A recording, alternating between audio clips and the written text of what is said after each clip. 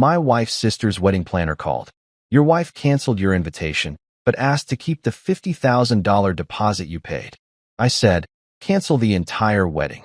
She gasped, but sir, you're not the groom dash. No, but I own the venue, the catering company, and the hotel chain they booked for guests. Tuesday mornings at Kingsley Group usually started the same way. Black coffee, financial reports spread across my mahogany desk, and the steady hum of Seattle's business district 30 floors below. I'd built this empire from nothing, starting with a single food truck and a dream that most people would have called crazy. Now, at 31, I was running a company worth more than most small countries' GDP, but nobody in my personal life seemed to give a damn about that part of my story. I was knee-deep in quarterly projections when my assistant's voice crackled through the intercom, cutting through my concentration like a knife through butter. Mr. Harland, there's a call from Magnolia and Pine Wedding Planners online too. Her tone was professional as always, but I caught that slight hesitation that meant she wasn't sure if this was worth my time. Honestly, I almost hit the decline button right then and there. Wedding planners weren't exactly my usual clientele, at least not directly. But then it hit me like a ton of bricks. Ava's wedding.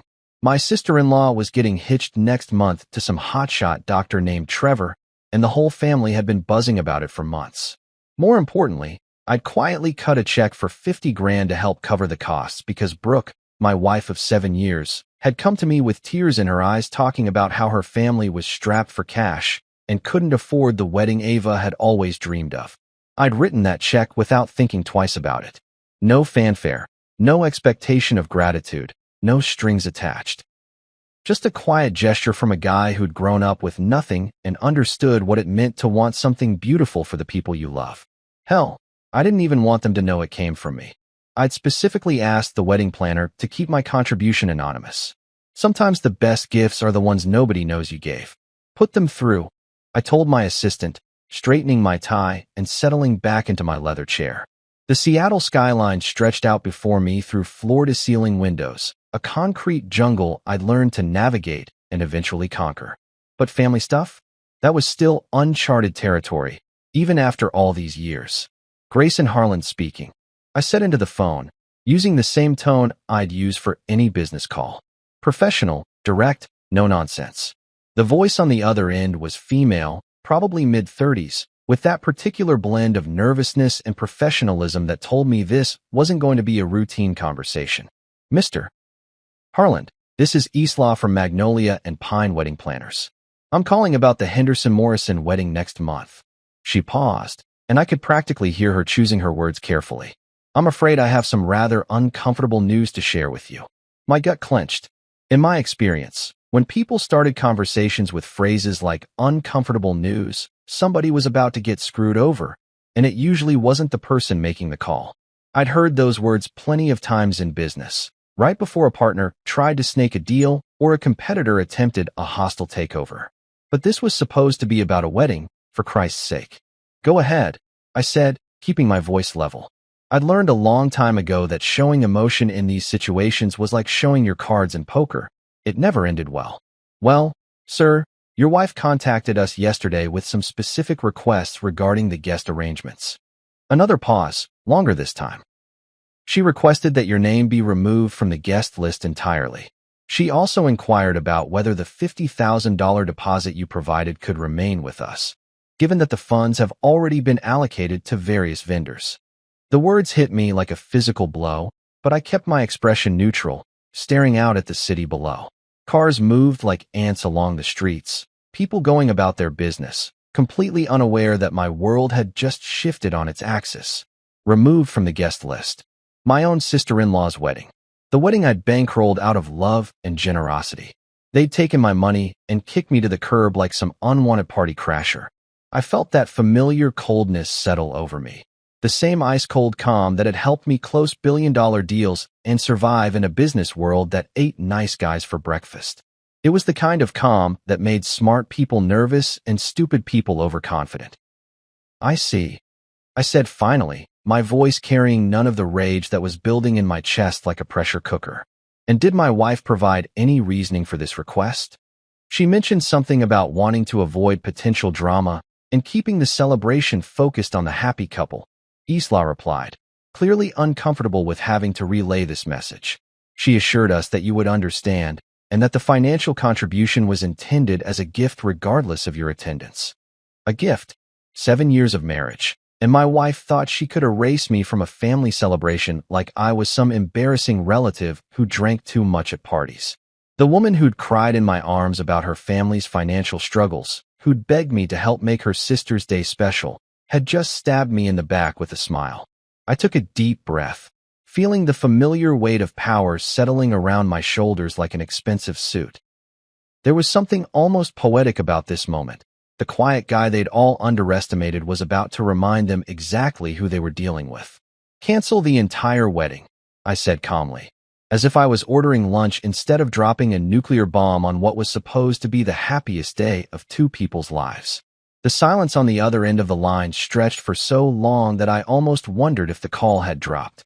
Then I heard Isla's sharp intake of breath, followed by what sounded like papers rustling frantically. I'm sorry, Mr. Harland, but I don't think I understand. You want to cancel your attendance? No, I replied, leaning back in my chair and allowing myself the smallest of smiles. I want you to cancel the entire wedding. All of it. Every vendor, every service, every reservation. Cancel it all. But sir, she stammered, you're not the groom. I don't have the authority to. Actually, I interrupted, my voice still perfectly calm. I think you'll find that you do. The stunned silence on the other end of the line was absolutely delicious. I could practically hear Isla's brain scrambling to process what I'd just told her, probably flipping through contracts and vendor agreements like her life depended on it. In the business world, I'd learned to appreciate these moments. The split second when someone realizes they've been playing checkers while you've been playing chess the entire time. But sir, she finally managed, her voice shaking slightly, you're not the groom. I don't understand how you could possibly have the authority to cancel an entire wedding that you're not even technically part of anymore. I leaned back in my executive chair, the buttery leather creaking softly as I shifted position. Through my office windows, Seattle stretched out below me like a kingdom I'd conquered one deal at a time. The Space Needle pierced the cloudy morning sky in the distance, and for a moment I felt like I was looking down at my own personal chessboard, ready to make the move that would change everything. You're absolutely right, Isla, I said, letting a hint of amusement creep into my voice. I'm not the groom. But here's the thing that nobody in my wife's family seems to understand. I don't need to be the groom to control this entire situation. I could hear her breathing quicken on the other end of the line, probably sensing that she was about to learn something that would flip her world upside down. I'd been in her shoes before, back when I was young and naive enough to think that the person sitting across from you in a business meeting was always exactly who they appeared to be. Let me paint you a picture, Isla. You work for Magnolia and Pine Wedding Planners, correct? Nice little company. Been around for about 8 years now. Specializes in high-end celebrations for Seattle's elite families. I'm sure you're proud to work there. Yes, sir, she whispered, and I could tell she was starting to put the pieces together even though she probably didn't want to believe what her gut was telling her. Well, here's something that might interest you. Magnolia and Pine is owned by a larger company called Landmark Events, which handles event planning and hospitality services throughout the Pacific Northwest. And Landmark Events? That falls under the umbrella of my holding company, Harland Ventures. I paused, letting that sink in before delivering the knockout punch. Which means, technically speaking, you work for me. The gasp that came through the phone was so sharp I almost felt bad for her. Almost. But then I remembered my wife's smug text about keeping my $50,000 and calling my legitimate hurt feelings drama. And any sympathy I might have felt evaporated like morning mist. Oh my God, she breathed, and I could hear papers rustling frantically in the background. She was probably pulling up corporate documents, trying to verify what I'd just told her, hoping against hope that I was bluffing or mistaken. But wait, there's more. I continued, channeling my inner infomercial host. The venue where this wedding is supposed to take place, Willowcrest Estate? That gorgeous property with the gardens and the lakefront view that Ava's been gushing about for months? Yeah, that's mine too. I bought it 3 years ago through a subsidiary called Pacific Properties. Beautiful place, isn't it? I particularly love what we've done with the rose garden. Silence. Complete. Total silence. I imagined Isla sitting at her desk, probably staring at her computer screen in horror as she realized the full scope of what she was dealing with. In the background, I could hear the faint sounds of her office, phones ringing, keyboards clicking, the normal soundtrack of people going about their business completely unaware that their colleague was having her entire understanding of reality rearranged. And since we're on the topic, I continued, feeling like a magician revealing the secret behind an impossible trick. Let's talk about Crown Fork Catering. You know, the company that's supposed to be handling the reception dinner? The one with the award-winning chef and the 5-star reputation? I own that too. Bought them out 2 years ago when they were struggling with debt. Turned them into one of the most sought-after catering companies on the West Coast. I stood up and walked over to my window, looking down at the city that had taught me everything I knew about power, money, and the importance of keeping your cards close to your chest. Down there, millions of people were going about their daily lives, most of them completely unaware that the quiet guy they might pass on the street controlled a significant chunk of their city's hospitality industry. Oh, and Grandon Hotels, I added, almost as an afterthought. That's the chain where all 120 wedding guests have their reservations, right? The beautiful historic property downtown with the marble lobby and the panoramic city views? Guess what? That's part of my portfolio too. I acquired the entire chain last year when they were expanding into the Pacific Northwest market. The sound that came through the phone wasn't quite a sob, but it wasn't far off. I'd just systematically dismantled this woman's understanding of the situation, revealing that every single vendor, every venue, every service provider connected to this wedding ultimately answered to me. So you see, Isla, I said, my voice returning to that calm, professional tone that had served me so well in boardrooms and negotiation tables. While I may not be the groom, I am quite literally the foundation that this entire celebration is built on. Every contract traces back to me. Every service provider works for companies I own. Every reservation was made at properties I control. I could hear her breathing heavily now, probably trying to figure out how to handle a situation that wasn't covered in any wedding planning manual. Send cancellation notices to all vendors immediately, I instructed, my voice now carrying the unmistakable authority of a man who was used to being obeyed without question. Refund any deposits that the guests paid directly. And bill my wife's family for the remaining balance of all services, minus the $50,000 I'm keeping as a cancellation fee for their disrespect. Mr. Harland, she whispered, are you sure about this? I smiled, though she couldn't see it. I've never been more sure of anything in my life. After I hung up with Isla, I sat back in my chair and let out a long breath I didn't even realize I'd been holding. The irony of the situation wasn't lost on me.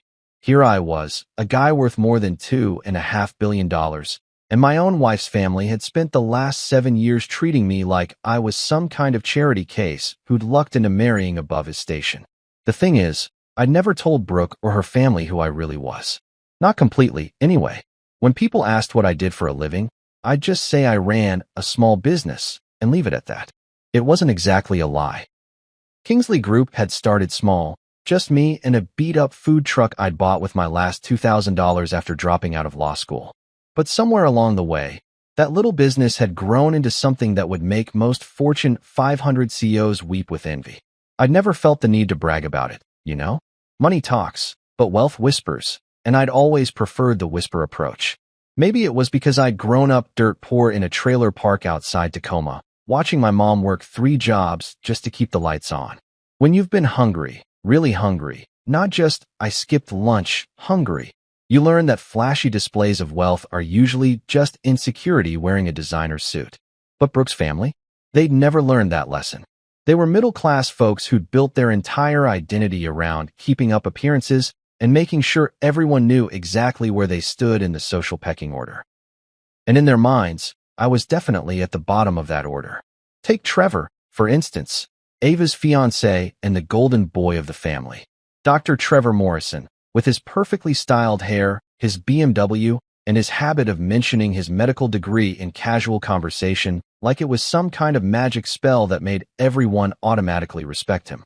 The guy made decent money, sure, probably pulled in around $300,000 a year, which isn't pocket change by any stretch. But compared to what I was sitting on, he might as well have been flipping burgers. Yet every family dinner, every holiday gathering, every casual get-together inevitably turned into the Trevor Appreciation Hour. Did you hear Trevor just bought a new house? Trevor's getting promoted to chief of cardiology. Trevor's so stable and successful. Ava's so lucky. And then there was me, sitting quietly at the end of the table like some kind of furniture that everyone had gotten used to ignoring. The guy who showed up in jeans and a button-down shirt while Trevor was sporting his designer threads.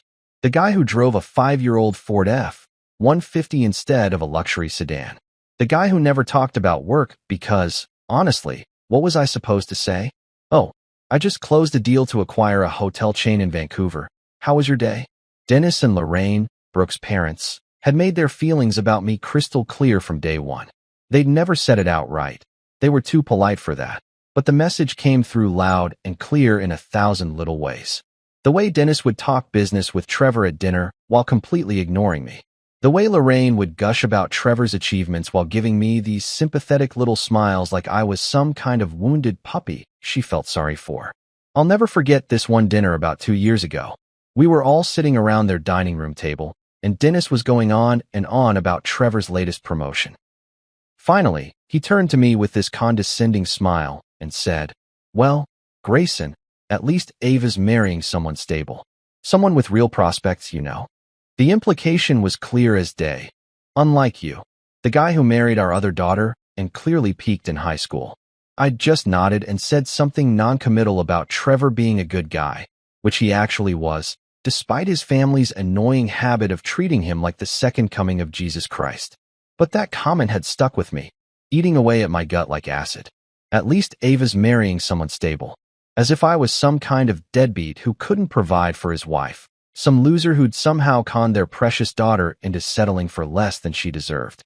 The truth was, I'd been supporting Brooke financially for years without making a big deal about it. When she wanted to go back to school to get her master's degree, who do you think paid for it? When her car died and she needed a replacement, who cut the check? When she decided she wanted to start her own little boutique business that never quite got off the ground, who funded that pipe dream? Me. Every single time. It was me writing the checks and telling her not to worry about paying me back because we were married and what was mine was hers. I'd done it all quietly, without fanfare, because that's what you do for the people you love. You take care of them, and you don't make them feel small about needing help. But apparently, taking care of your family financially doesn't count as being stable if you do it without bragging about it every 5 minutes. I dropped out of law school at 24 because I'd seen an opportunity that most people would have called crazy. Food trucks were just starting to become a thing, and I'd had this vision of building something bigger, something that could eventually expand into catering, then venues, then hospitality. My professors thought I'd lost my mind. My classmates figured I'd flunk out of the real world within 6 months. Instead, I'd built an empire. 40 venues across 3 states, 18 catering companies with 5-star reputations, 9 hotel properties that were booked solid year-round, and a dozen other vendor companies that most people had never heard of but that quietly dominated their respective markets. But according to my in-laws, I was just the quiet guy who ran some small business and would never measure up to their precious Dr. Trevor. Well, they were about to learn exactly what my small business could do when it decided to flex its muscles. And something told me that by the time this was all over, they'd have a very different understanding of what stable actually looked like. I was still sitting there, processing the nuclear bomb I'd just dropped on Isla and trying to figure out my next move, when my phone buzzed against my desk like an angry wasp. The screen lit up with Brooke's name, and for just a split second, I felt that familiar flutter of hope in my chest. Maybe she was calling to apologize, to tell me there'd been some horrible misunderstanding, to explain that she'd never meant to cut me out of her sister's wedding like I was some kind of unwanted relative. But it wasn't a call. It was a text. And the moment I read those words, whatever small piece of my heart that still belonged to my wife of 7 years crumbled into dust. Please don't cause drama. You're not coming to Ava's wedding. We'll be keeping the money. You offered it as a gift anyway. Let's talk when you've calmed down. I stared at that message for a long time, reading it over and over again, each word hitting me like a physical blow. The casual dismissal of my feelings. The assumption that I was being dramatic for being hurt by their betrayal. The entitled way she talked about keeping my $50,000 like it was pocket change she'd found in the couch cushions. But what really got to me, what made something cold and hard settle in my chest like a stone, was that phrase. Let's talk when you've calmed down. Calm down. Like I was some kind of unhinged lunatic throwing a temper tantrum instead of a man who'd just discovered that his own wife had orchestrated his humiliation behind his back. Like my perfectly reasonable response to being erased from a family celebration I'd bankrolled was just some irrational emotional outburst that would pass once I came to my senses. I'd been with Brooke for 7 years. 7 years of marriage, 2 years of dating before that, 9 years of my life invested in this woman. And she thought she could just text me like I was some casual acquaintance she was blowing off for lunch plans. The more I thought about it, the angrier I got. Not the hot, explosive kind of anger that makes you punch walls and say things you'll regret later. No, this was the cold, calculating kind of fury that had helped me crush competitors and close impossible deals. This was the kind of anger that didn't cloud your judgment. It sharpened it like a blade. Because here's what really hit me like a freight train. This wasn't just about Ava's wedding. This was about Brooke too. My wife, the woman who'd promised to love, honor, and cherish me until death do us part, had been the mastermind behind this whole thing. She wasn't some innocent bystander who'd gotten caught up in her family's drama. She was the one who'd called the wedding planner and asked to have my name removed from the guest list. She was the one who'd inquired about keeping my money while kicking me to the curb. I thought back to all those conversations we'd had about the wedding over the past few months. Brooke coming to me with tears in her eyes, talking about how stressed Ava was about the costs, how her parents were struggling financially, how heartbroken her sister would be if she couldn't have the wedding of her dreams. I'd written that check without hesitation because I'd thought I was helping my family, our family. But apparently, I'd been wrong about that, our part. The woman I'd supported through graduate school, the woman whose car payments I'd covered when she was between jobs, the woman whose failed business ventures I'd funded without complaint. She'd been planning to humiliate me this entire time. While I was writing checks and playing the role of the generous brother-in-law, she'd been plotting with her family about how to cut me out of the picture once my usefulness had expired. I wondered how long they'd been planning this. Had it been weeks? Months? Had they all been sitting around the dinner table, laughing about how easy it was to manipulate the quiet guy who never fought back? Had Brooke been texting her sister about what a pushover her husband was, how he'd pay for anything if you just gave him a sob story and some crocodile tears? The betrayal cut deeper than any business deal gone wrong, any competitor's dirty trick, any setback I'd ever faced in building my empire. Because this wasn't just about money or power or business. This was about the person I'd trusted most in the world deciding that I was disposable. I thought about all the times I'd defended Brooke to people who'd suggested she might be using me. Colleagues who'd made jokes about trophy wives and gold diggers. Friends who'd raised eyebrows when they found out I was paying for her lifestyle without getting much in return. I'd always shut those conversations down, insisting that Brooke loved me for who I was, not what I could provide. Turns out I'd been the only one who actually believed that. My phone buzzed again. Another text from Brooke. Gray, I know you're upset, but please try to understand. This is Ava's day, and we can't have any family drama ruining it. You'll get over this. You'll get over this. Like being erased from my own family was just some minor inconvenience I'd eventually forget about. Like 7 years of marriage meant so little to her that she could just wave her hand and expect me to accept being treated like garbage. I deleted both messages without responding. There was nothing to say to her right now, nothing that wouldn't make things worse than they already were. Besides, I had a feeling that very soon, Brooke was going to understand exactly what kind of drama her family had just invited into their lives. And somehow, I doubted she was going to get over it nearly as easily as she expected me to. I didn't have to wait long to see the results of my handiwork. In the business world, I'd learned that information travels at the speed of panic and wedding cancellations. They spread through family networks faster than wildfire through dry brush. I was nursing my third cup of coffee and pretending to review some acquisition reports when my phone started ringing off the hook. The first call came exactly 45 minutes after I'd hung up with Isla. The caller ID showed Dennis Whitmore, my father-in-law, the man who'd spent the better part of 7 years treating me like I was some kind of charity case his daughter had dragged home out of misplaced sympathy. I let it ring 3 times before picking up, just to let him sweat a little. Grayson. His voice was tight with barely controlled panic, and I could hear Lorraine yelling something in the background that sounded like a wounded animal. What the hell is going on? Why is Ava's wedding canceled? The planner just called and said all the vendors are backing out. I leaned back in my chair, watching a seagull perch on the ledge outside my office window. Even from 30 floors up, that bird looked more dignified than the man currently hyperventilating into my ear. Because you uninvited me, Dennis, I said calmly, like I was explaining basic math to a kindergartner. And as it turns out, I own everything you booked for this little celebration. The silence that followed was so complete I could hear the clock ticking on my office wall. Then Dennis made this choking sound, like someone had just punched him in the solar plexus. You can't be serious, he finally managed. This is about your feelings getting hurt? You're going to ruin your sister-in-law's wedding because you're throwing some kind of tantrum. That word, tantrum, hit me like a slap in the face. The same dismissive language Brooke had used in her text, the same condescending tone I'd been hearing from this family for years. Like my legitimate anger at being betrayed and humiliated was just some childish outburst that reasonable adults should ignore. I'm completely serious, I replied, my voice still steady as a rock. You decided I wasn't worthy of attending a wedding I paid for. I decided that if I'm not good enough to be a guest, then maybe this celebration shouldn't happen at all.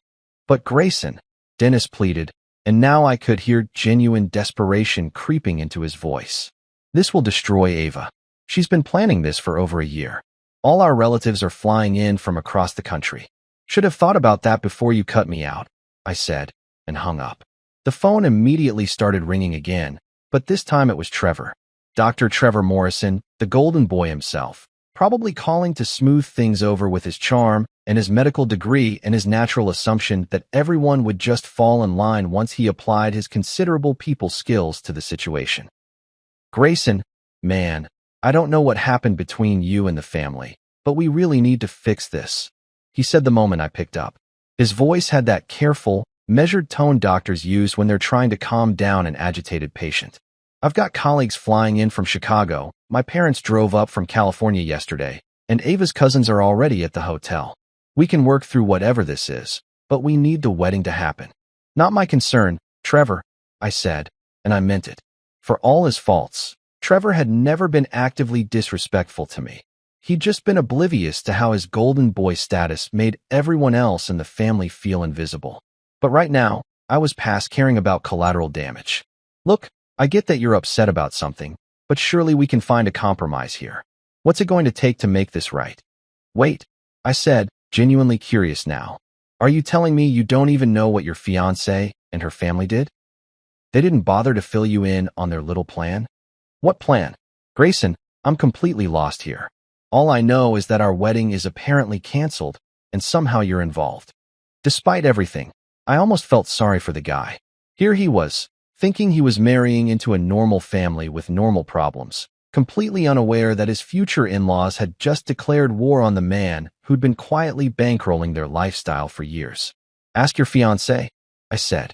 Ask her to explain why I got uninvited from a wedding I paid 50 grand for. Ask her why her family thought it was a good idea to keep my money while kicking me to the curb. Another pause, longer this time. When Trevor spoke again, his voice had changed, less doctor-patient calm, more genuine confusion and growing concern. You paid for the wedding? But I thought. Ava said her parents were handling most of the costs. Nope, that was me. $50,000, paid quietly because I thought I was helping family. Turns out I was just being played for a sucker. Jesus Christ, Trevor breathed. I had no idea. Grayson, if this is true, then what they did is completely inexcusable. But please, man, Ava doesn't deserve to pay for her family's stupidity. She's been dreaming about this day since she was a little girl. Then maybe she should have married into a family that knows how to treat people with basic human decency. I replied. Wait, hold on. Are you seriously telling me that you actually own all the vendors? The venue, the catering, all of it? Check the contracts, Trevor. They all trace back to companies I own. Your beautiful wedding venue? Mine. The 5-star catering you've been bragging about? Mine. The hotel where all your guests are staying? Also mine. The silence stretched so long I thought the call might have dropped. Then Trevor let out a long, shaky breath. Holy shit, Grayson. You're not just some guy who runs a small business, are you? Not even close, I said, and for the first time all day, I allowed myself to smile. The calls kept coming like waves crashing against a seawall, each one more desperate than the last. I turned my phone to silent, but I could see it lighting up every few minutes with different numbers. Dennis calling back, Lorraine sobbing into voicemails, Ava's number flashing repeatedly like a distress signal. But it was Isla who called back first, her voice now carrying the kind of professional panic that told me she'd spent the last hour making phone calls that had systematically destroyed her faith in the wedding industry. Mr. Harland, she said, and I could hear the exhaustion in her voice. I've been making calls for the past 2 hours, and I'm afraid I have some rather devastating news for the Henderson-Morrison families. I leaned back in my chair, watching the afternoon sunlight filter through my office windows. Down below, Seattle was going about its business, completely unaware that somewhere in the city, 2 families were learning a very expensive lesson about burning bridges with the wrong person. Let me guess, I said, not bothering to hide my amusement. You can't find replacement vendors for their date. It's worse than that, sir. There's literally nothing available in the entire Pacific Northwest region for their wedding date. I've called every venue within a 300-mile radius, every catering company, every florist, every photographer. The few places that even have availability are either completely inappropriate for a wedding of this scale, or— She paused, and I could hear papers rustling. Well, they're also owned by companies that trace back to your holdings. That made me laugh. Actually laugh out loud. In all my years of building Kingsley Group, I'd never quite realized just how much of the regional hospitality market I'd managed to corner. It hadn't been intentional, just good business sense.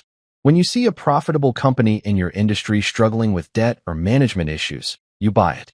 When you find a property with potential that the current owners are mismanaging, you acquire it.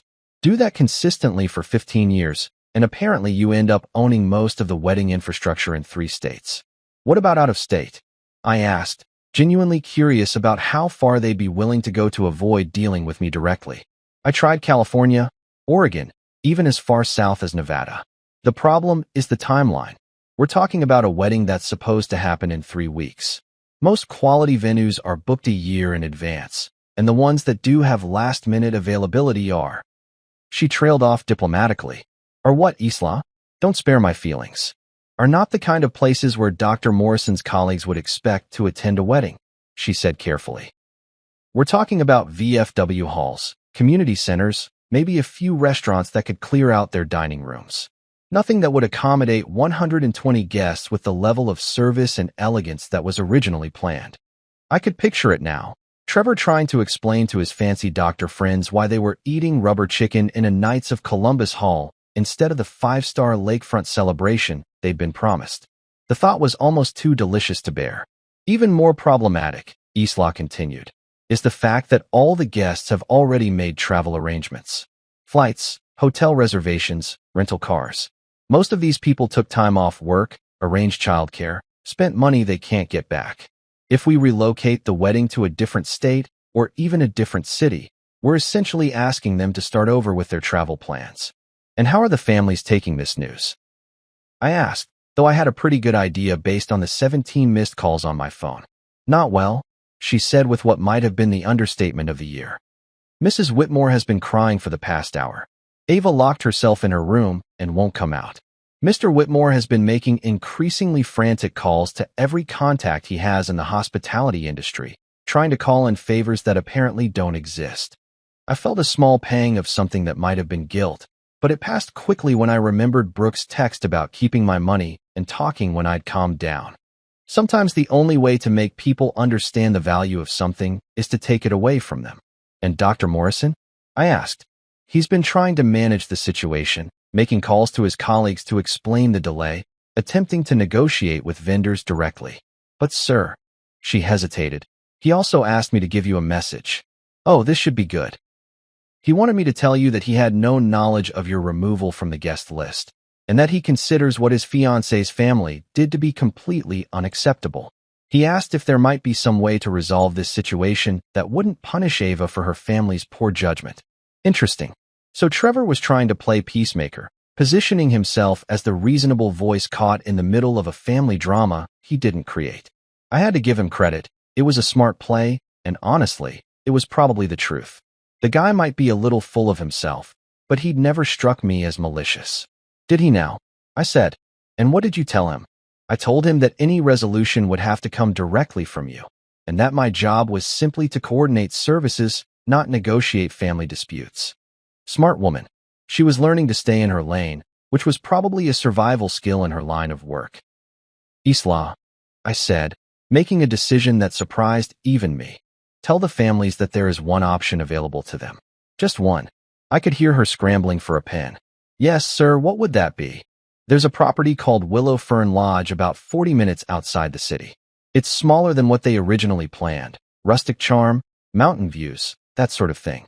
It could work for their date. Oh, thank God, she breathed. I'll call them immediately, Anne. Isla, I interrupted gently. Yes, sir. That's one of mine too. The silence that followed was so profound I wondered if she'd hung up on me. Mr. Harland, she finally whispered. Exactly how much of the hospitality industry in this region do you own?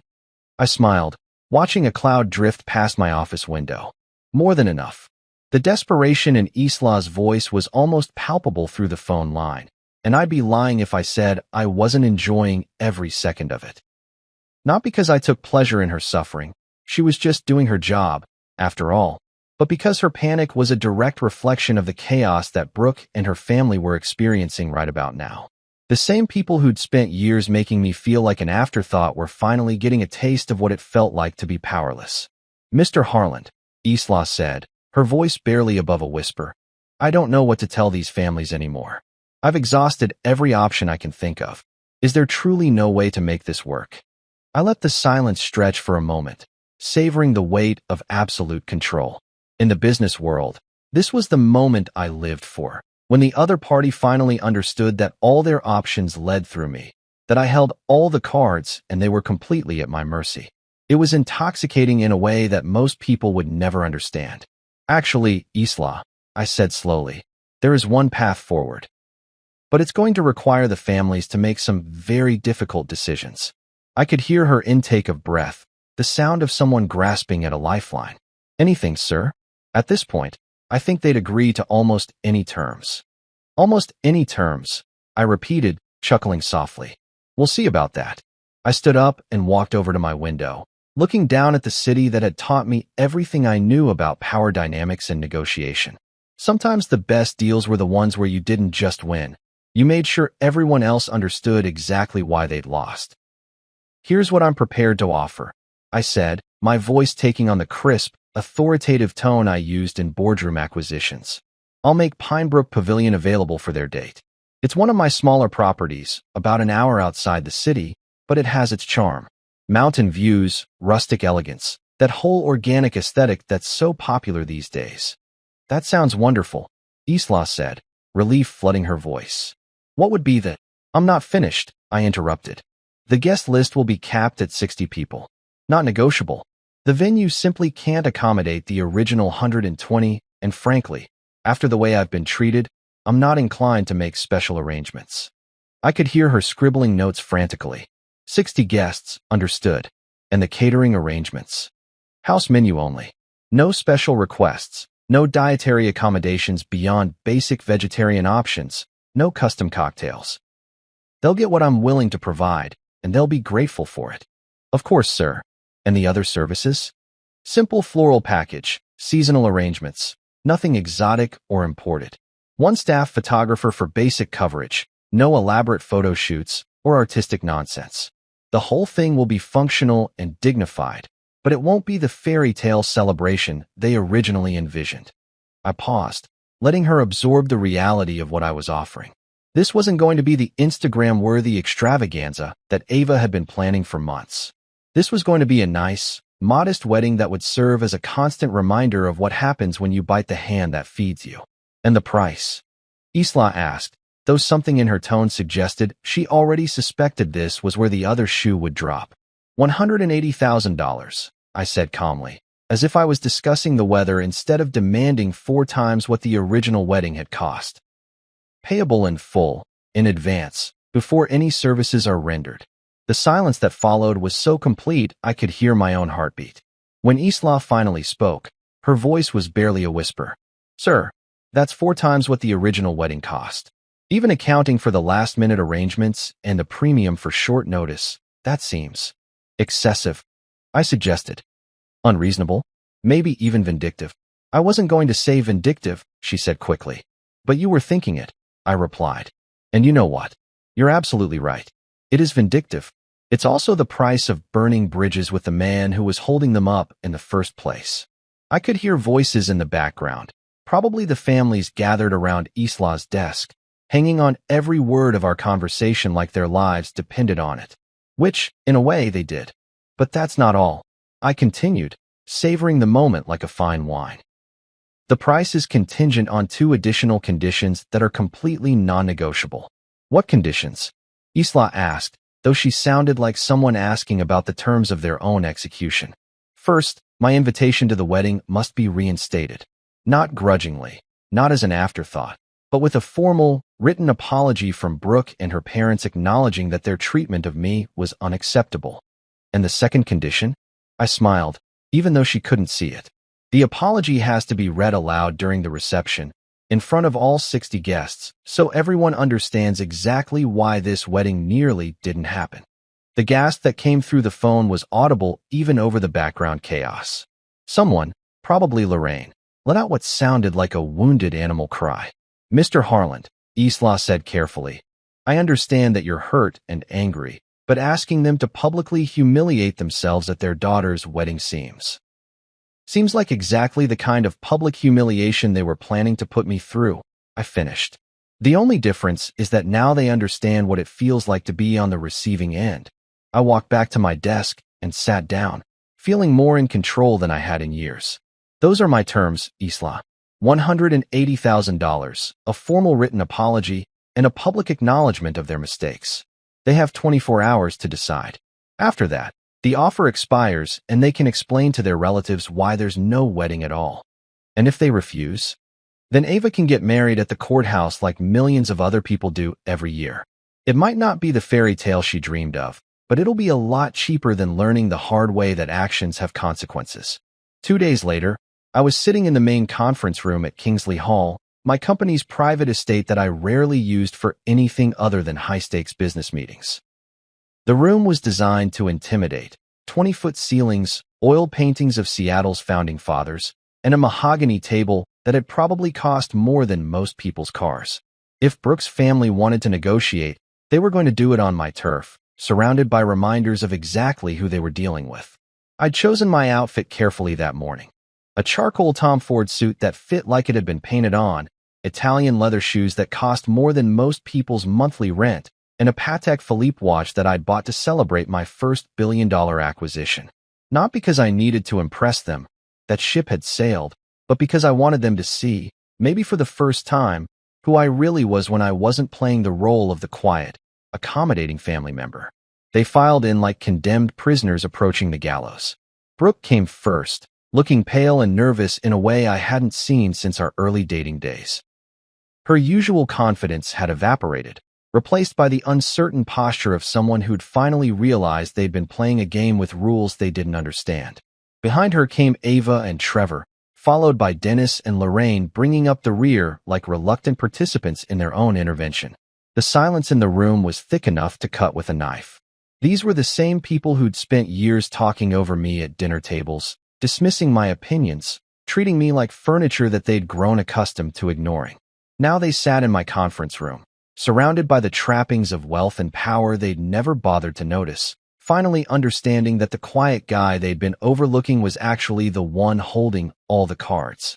Lorraine looked like she'd been crying for days, her mascara slightly smudged despite obvious attempts to repair it. Dennis kept fidgeting with his tie, a nervous habit I'd observed during family dinners when he was uncomfortable. Ava sat with her hands folded in her lap, staring at the table like she was trying to will herself invisible. I let the silence stretch for a full minute before speaking, enjoying the way they all tensed when I finally opened my mouth. "I'm here because I value family," I said, my voice carrying the calm authority that had served me well in countless negotiations. even when family seems to forget my value. The words hung in the air like an accusation, which is exactly what they were meant to be. I watched as shame flickered across their faces, the uncomfortable recognition of their own behavior reflected back at them. Ava was the first to break, her voice barely above a whisper. "Grayson, I didn't know. I swear to God, I had no idea you were the one who paid for everything, or that you owned all the venues. If I'd known, you'd have what?" I asked, not unkindly, but not letting her off the hook either. "Treated me with basic human decency? Insisted that the man who bankrolled your wedding deserved an invitation to attend it." Brooke shifted uncomfortably in her chair, finally finding her voice. "Gray, I thought you'd understand. I was trying to avoid family drama, keep things simple. Understand being humiliated and used." I interrupted, my tone still calm, but with an edge that made everyone in the room freeze. "Understand having my generosity thrown back in my face while you kept my money? No, Brooke, I don't understand that at all." The room fell silent again, but this time it felt different. Instead of the arrogant dismissal I'd grown accustomed to from this family, there was something that looked suspiciously like genuine remorse. Then Trevor did something that surprised me. He stood up slowly, his face serious, and looked me directly in the eye. "Grayson," he said, his voice steady and sincere, "I want to apologize. Not just for myself, but for all of us. What Brooke and her family did was completely wrong, and there's no excuse for it." He paused, running a hand through his perfectly styled hair. "I'd be honored if you came to our wedding, not as some obligation or because you paid for it, but as a guest, and as a man I now deeply respect." The room went completely quiet. For the first time since this whole mess started, someone in Brooke's family was actually listening to me instead of just waiting for their turn to talk. And despite everything that had happened, despite the betrayal and the humiliation and the casual cruelty they'd shown me, I felt something shift in my chest. Maybe it was respect for Trevor's honesty, or maybe it was just exhaustion from carrying all this anger around for the past few days. For the first time in years, they were actually treating me like I mattered. They accepted my offer. All of it. The $180,000, paid in full by Dennis with what I suspected was a significant chunk of his retirement savings and a second mortgage on their house. The formal written apology, signed by Brooke and her parents in language that left no doubt about how badly they'd screwed up. And the public acknowledgement, which they agreed to with the kind of resigned acceptance that comes from knowing you've burned every other bridge available to you. 3 weeks later, I found myself standing in the main hall of Pinebrook Pavilion, watching as the final touches were put on what had become a surprisingly elegant celebration. The venue was smaller than what they'd originally planned, sure, but the mountain views were spectacular, and the rustic charm of the exposed beams and stone fireplace gave the whole thing a warmth that the original lakefront estate might have lacked. 60 guests instead of 120, but every person in that room understood they were witnessing something special. Word had gotten out, as word always does in situations like this, about the drama that had nearly canceled the wedding entirely. The story had been sanitized in the retelling, of course, but the basic facts were clear. Grayson Harland, the quiet guy everyone had underestimated, had turned out to be the puppet master pulling all the strings. I stood at my assigned table, wearing another perfectly tailored suit and watching as people I'd known for years looked at me with a mixture of respect, curiosity, and what might have been a healthy dose of fear. The same relatives who'd always greeted me with polite but dismissive small talk were now approaching me with the kind of deference usually reserved for minor celebrities or visiting dignitaries. "Grayson," Brooke's Uncle Mike had said during cocktail hour, "I had no idea you were in the hospitality business. Dennis mentioned you own quite a few properties around here." "A few," I'd replied with the kind of understatement that was becoming my signature response to these conversations. The ceremony itself had been beautiful in its simplicity. Ava looked stunning in her dress, her earlier tears replaced by genuine joy as she exchanged vows with Trevor. The groom, to his credit, had handled the entire situation with more grace than I'd expected, treating me with the kind of respect that made me think he might actually be worthy of joining this family. But it was during the reception that the real moment of reckoning came. Trevor stood up during the toasts, champagne glass in hand, and looked out over the assembled guests with the confidence of a man who'd made peace with an uncomfortable truth. The room fell silent as he began to speak, his voice carrying clearly in the intimate space. Before we continue with the celebration, he said, I want to take a moment to thank someone who made this day possible in ways that most of you probably don't fully understand. I felt every eye in the room turn toward me, and for a moment, I was transported back to all those family dinners where I'd been the invisible man at the end of the table. Except this time, instead of being ignored, I was the center of attention. To Grayson Harland, Trevor continued, raising his glass higher. The man who reminded us all not to mistake humility for weakness. You didn't just build this wedding. You rebuilt this family's integrity. The applause that followed was genuine, not the polite golf claps I'd grown accustomed to at family gatherings. Even Lorraine, who'd barely been able to look at me during the ceremony, wiped away a tear as she joined in. Ava stood up from the head table, her eyes bright with emotion. Grayson, she said, her voice carrying across the room, I owe you an apology that I should have given you years ago. You've been nothing but generous and kind to our family, and we repaid that kindness with disrespect and betrayal. I'm sorry, and I'm grateful, not just for what you did to save my wedding, but for the lesson you taught us about treating people with the respect they deserve. The room erupted in applause again, but this time it felt different. This wasn't just polite acknowledgement. This was recognition. For the first time in 7 years of being part of this family, they were actually seeing me for who I was instead of who they assumed I must be.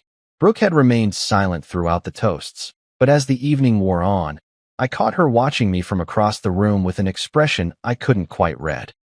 When the dancing started and people began to mingle, she finally approached me, a glass of wine in her hand and something that looked like genuine remorse in her eyes.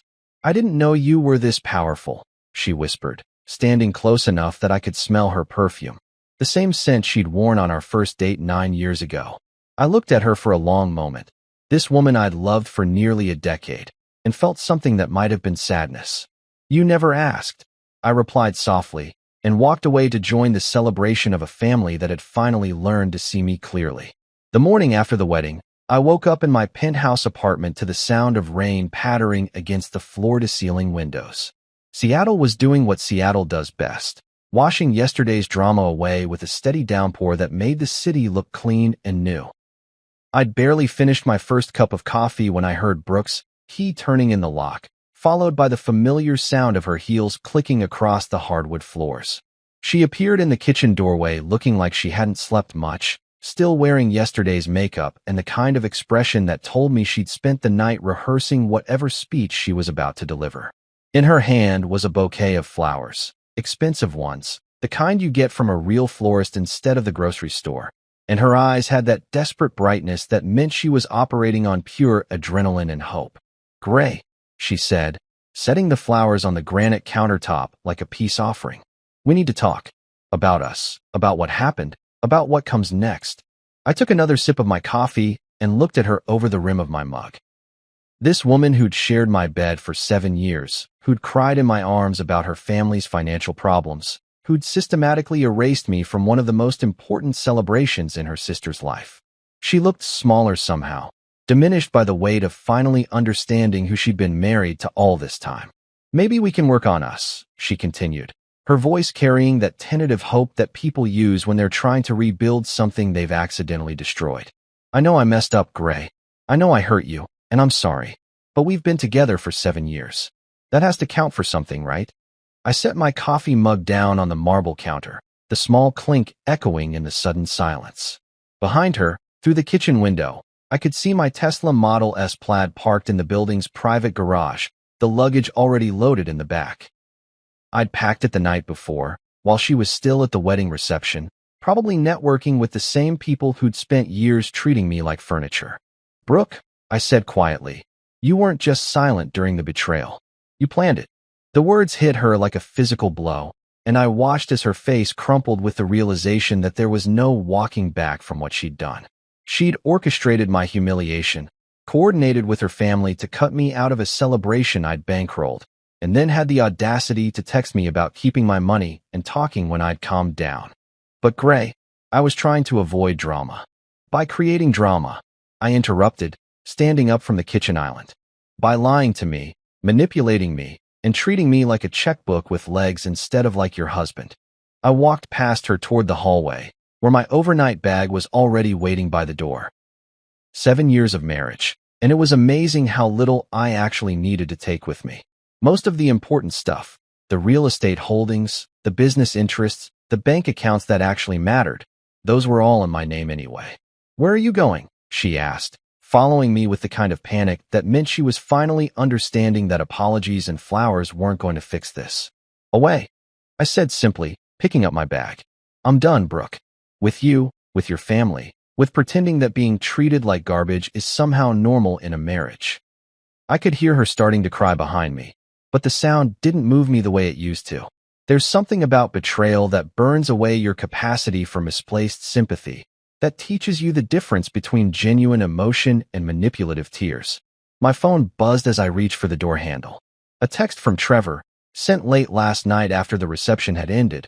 A photo of him and Ava cutting the cake, both of them laughing with pure, unguarded joy. Below the image, he'd written, "Thank you. You were the real foundation of this celebration."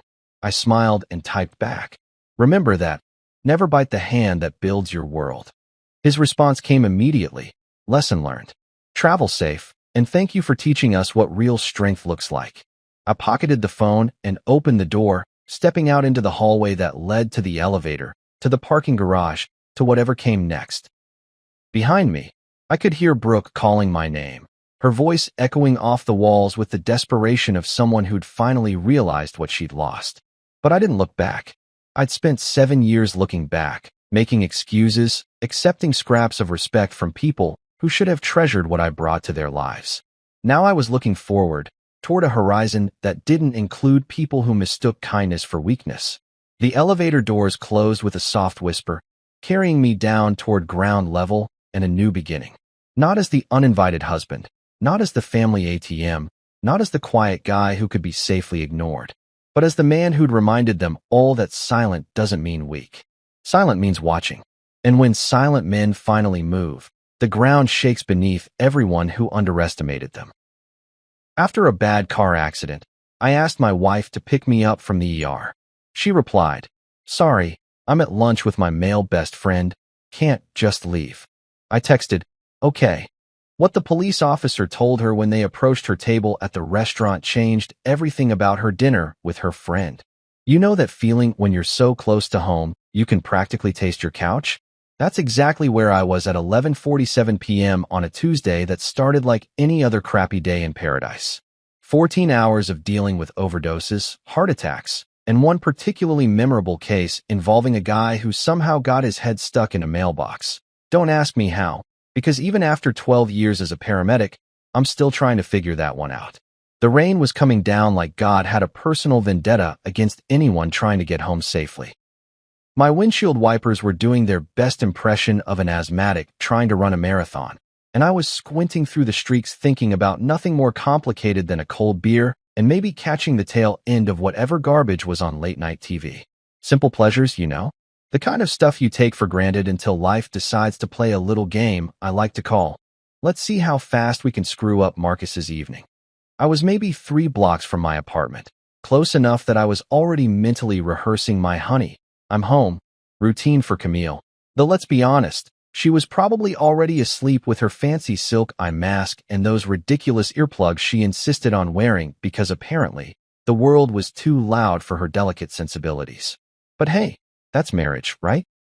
You love someone despite their quirks, even when those quirks include treating sleep like it's some kind of sacred ritual that requires more preparation than a NASA launch. The intersection of 5th and Marshall was coming up.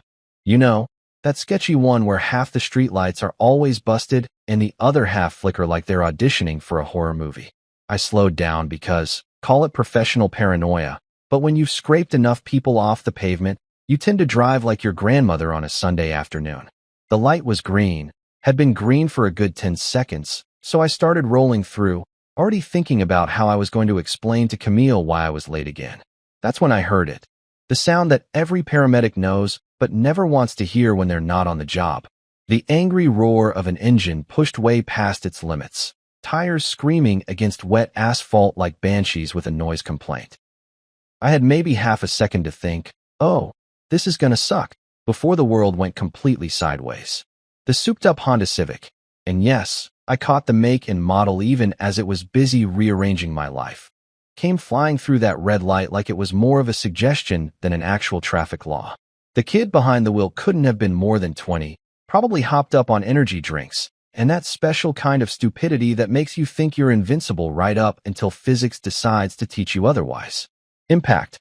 That's all I remember for a split second. Pure, concentrated impact that felt like getting hit by a freight train made of spite and poor life choices. My driver's side door caved in like it was made of tinfoil, and suddenly I was intimately acquainted with parts of my car that were never meant to be interior features. Glass exploded everywhere, tiny diamonds of pain that sparkled in the streetlight before gravity pulled them down like the world's most painful snow. The screaming started immediately, mine, his, and about 3 different car alarms that decided this was the perfect time to remind everyone that they existed. The rain kept falling because apparently, Mother Nature doesn't pause for personal catastrophes, and it mixed with something warm running down my face that I was pretty sure wasn't sweat. My left arm was making a shape that arms definitely aren't supposed to make, bent at an angle that would have been impressive if it weren't attached to me. The pain hit in waves, starting as a dull roar and building to a crescendo that made my teeth ache. My head felt like someone was using it as a bass drum, and when I tried to focus on anything specific, the world kept sliding in and out of focus like a broken camera lens. Then came the darkness. Not the peaceful kind you get when you're falling asleep after a good day, but the heavy, oppressive kind that feels like being buried alive. I could hear voices getting farther away, sirens in the distance getting closer, and the steady patter of rain on metal that sounded like applause for the universe's latest joke at my expense. When I came back to something resembling consciousness, I was staring up at faces I recognized. Jimmy Rodriguez and Sarah Chun from Station 19, 2 of the best paramedics in the city, and people I'd worked alongside more times than I could count. The irony wasn't lost on me that I was now on the receiving end of the same professional calm I'd used on countless patients over the years. "Easy there, Marcus," Jimmy was saying, his voice carrying that practiced reassurance we all learned to use when things were bad but not hopeless. "We got you, man. Just stay with us." My vision kept swimming in and out of focus, but I could make out the familiar ritual. The careful extraction, the neck brace, the backboard that always felt like lying on a medieval torture device. Sarah was doing the thing with my arm that I'd done 1,000 times myself. The gentle probing that tells you everything you need to know about how badly you're screwed. Officer Ronan Pierce showed up just as they were loading me into the ambulance. Good old Ronan, who'd been dealing with the aftermath of car crashes almost as long as I'd been patching up the survivors. We'd grabbed beers together, complained about the job, shared the kind of dark humor that keeps you sane when you spend your days cleaning up other people's worst moments. He leaned in close, his face serious in that way cops get when they're about to ask the important questions. "Marcus, buddy, we need to notify someone. You got an emergency contact? Family we should call." Through the haze of pain and whatever lovely cocktails they'd already started pumping into my fore, I managed to croak out the name that should have been the easiest thing in the world to say. My wife. "Camille, please call her." Even through the fog of shock and medication, I remember thinking it was funny how those 3 words, "my wife Camille," suddenly felt heavier than they ever had before. Like I was handing over something precious and hoping it wouldn't get dropped. The ride to St. Jude's emergency room was a blur of flashing lights, radio chatter, and that special kind of professional efficiency that I'd been on the delivering end of more times than I could count. Now that I was the guy strapped to the gurney, getting the full customer experience, I had to admit we made this look way easier than it actually was. Every bump in the road felt like someone was playing xylophone on my ribs, and my left arm was sending up distress signals that would have made the Titanic jealous. Jimmy kept talking to me the whole way. Standard protocol to keep the patient conscious and responsive, though in my case, it was more like keeping me from sliding into the kind of self-pity that comes with realizing you're about to become a statistic in your own field. "Stay with us, Marcus. We're almost there. Sarah's got your vitals looking good, and that arm's gonna heal up just fine. You know the drill." Yeah, I knew the drill all right. I also knew that looking good in paramedic speak usually translated to not actively dying at this very moment, which, considering the circumstances, I was willing to accept as a win. St. Jude's ER on a Tuesday night was exactly what you'd expect. Controlled chaos with a side of fluorescent lighting that made everyone look like extras from a zombie movie. The triage nurse, a battle-hardened woman named Betty who'd been working these halls since before I was old enough to know what a stethoscope was, took one look at me and started the paperwork dance that turns human suffering into billable hours. They got me onto one of those hospital beds that somehow managed to be both too hard and too soft at the same time. And within minutes I was hooked up to more machines than a NASA control room. The pain meds hit my system like a warm wave of artificial happiness, taking the edge off everything and making the world feel like it was wrapped in cotton batting. Dr. Jennifer Walsh showed up looking like she'd been pulled from a medical textbook, competent, professional, and carrying that particular brand of exhaustion that comes with spending your nights putting people back together. She poked and prodded with the kind of thoroughness that would have been impressive if it weren't happening to me. "Well, Marcus," she said, consulting her clipboard with the satisfied air of someone who'd just solved a particularly interesting puzzle. "You've got yourself a nice clean break in your left radius. Should heal up just fine with a cast and some patience. The concussion's mild, but we'll want to keep an eye on that. All things considered, you got pretty lucky tonight." Lucky, right? Nothing says lucky like getting T-boned by a kid who probably thought traffic laws were more like traffic suggestions. But I'd seen enough crashes to know she was right. I could have been scraped off the pavement with a spatula, so I guess lucky was relative. That's when the question I'd been dreading finally came up. Betty the triage nurse appeared at my bedside with that particular look that nurses get when they're about to deliver news that's going to make your day significantly worse. "Honey," she said, and already I knew this wasn't going to be good because Betty only called people honey when she was about to break bad news gently. "We've been trying to reach your wife like you asked. Called her 3 times now, but she's not picking up." I stared at the ceiling tiles, counting the little holes in the acoustic panels while my brain processed this information. 3 calls. 3 attempts to reach the person who was supposed to be my emergency contact, my ride or die, my better half. The person who should have dropped everything and come running the moment she heard I was hurt. But I already knew where she was, didn't I? Tuesday lunch with Damian Price, her best friend, who had more money than sense and enough fake deep philosophy to choke a horse. Every Tuesday, like clockwork, they'd meet up at some trendy cafe downtown to discuss art and literature and whatever other pretentious garbage trust fund babies talked about when they weren't busy inheriting their way through life. Damian was one of those guys who wore designer jeans to look casual and quoted Nietzsche at dinner parties like he'd personally discovered philosophy. The kind of guy who called himself an entrepreneur but never seemed to actually do any work, unless you counted posting inspirational quotes on Instagram as a legitimate business venture. Camille always insisted he was like a brother to her, which might have been more convincing if brothers typically looked at their sisters the way I'd caught him looking at my wife. But hey, what did I know? I was just the husband who worked 14-hour shifts saving lives while she discussed the deeper meaning of abstract art over $20 salads. The pain meds made my fingers feel like they belonged to someone else, but I managed to fish my phone out of my pocket with my good hand. The screen was cracked, probably happened during my intimate encounter with that Honda Civic, but it still worked well enough to send a text. I typed slowly, each letter a small victory against the fog in my brain. Car accident. I'm at St. Jude's ER. Broken arm. Can you pick me up? I hit send and waited. The little delivered notification popped up immediately, so I knew the message went through. Then came the 3 dots that meant she was typing back, and for a moment I felt this pathetic surge of relief. Maybe she'd panic. Maybe she'd apologize profusely for not answering. Maybe she'd drop everything and rush over like a normal person would when their spouse ended up in the hospital. The response that came back was a masterclass in exactly how not to react when your husband nearly dies in a car crash. Ugh, Marcus, that sucks. But I'm at lunch with Damian. It's important. Can you get a cab? Let me know how it goes. I read it once. Then again. Then a 3rd time because surely I was misunderstanding something. Maybe the concussion was affecting my reading comprehension. Maybe the pain meds were making me see things that weren't there. But no, there it was in black and white on my cracked phone screen. Her husband was in the emergency room, and her primary concern was that it might inconvenience her very important lunch date with her very important friend who wore scarves in July and thought having opinions about wine made him interesting. Ugh, Marcus, that sucks. Like I told her I was stuck in traffic or ran out of milk. Can you get a cab? Because nothing says loving spouse support quite like suggesting your injured husband take public transportation home from the hospital. The really beautiful part was, let me know how it goes.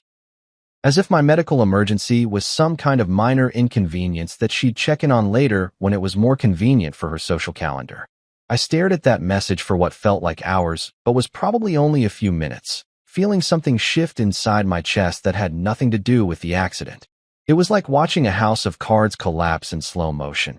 Except the house was my marriage, and the cards were all the little compromises and excuses I'd made over the years.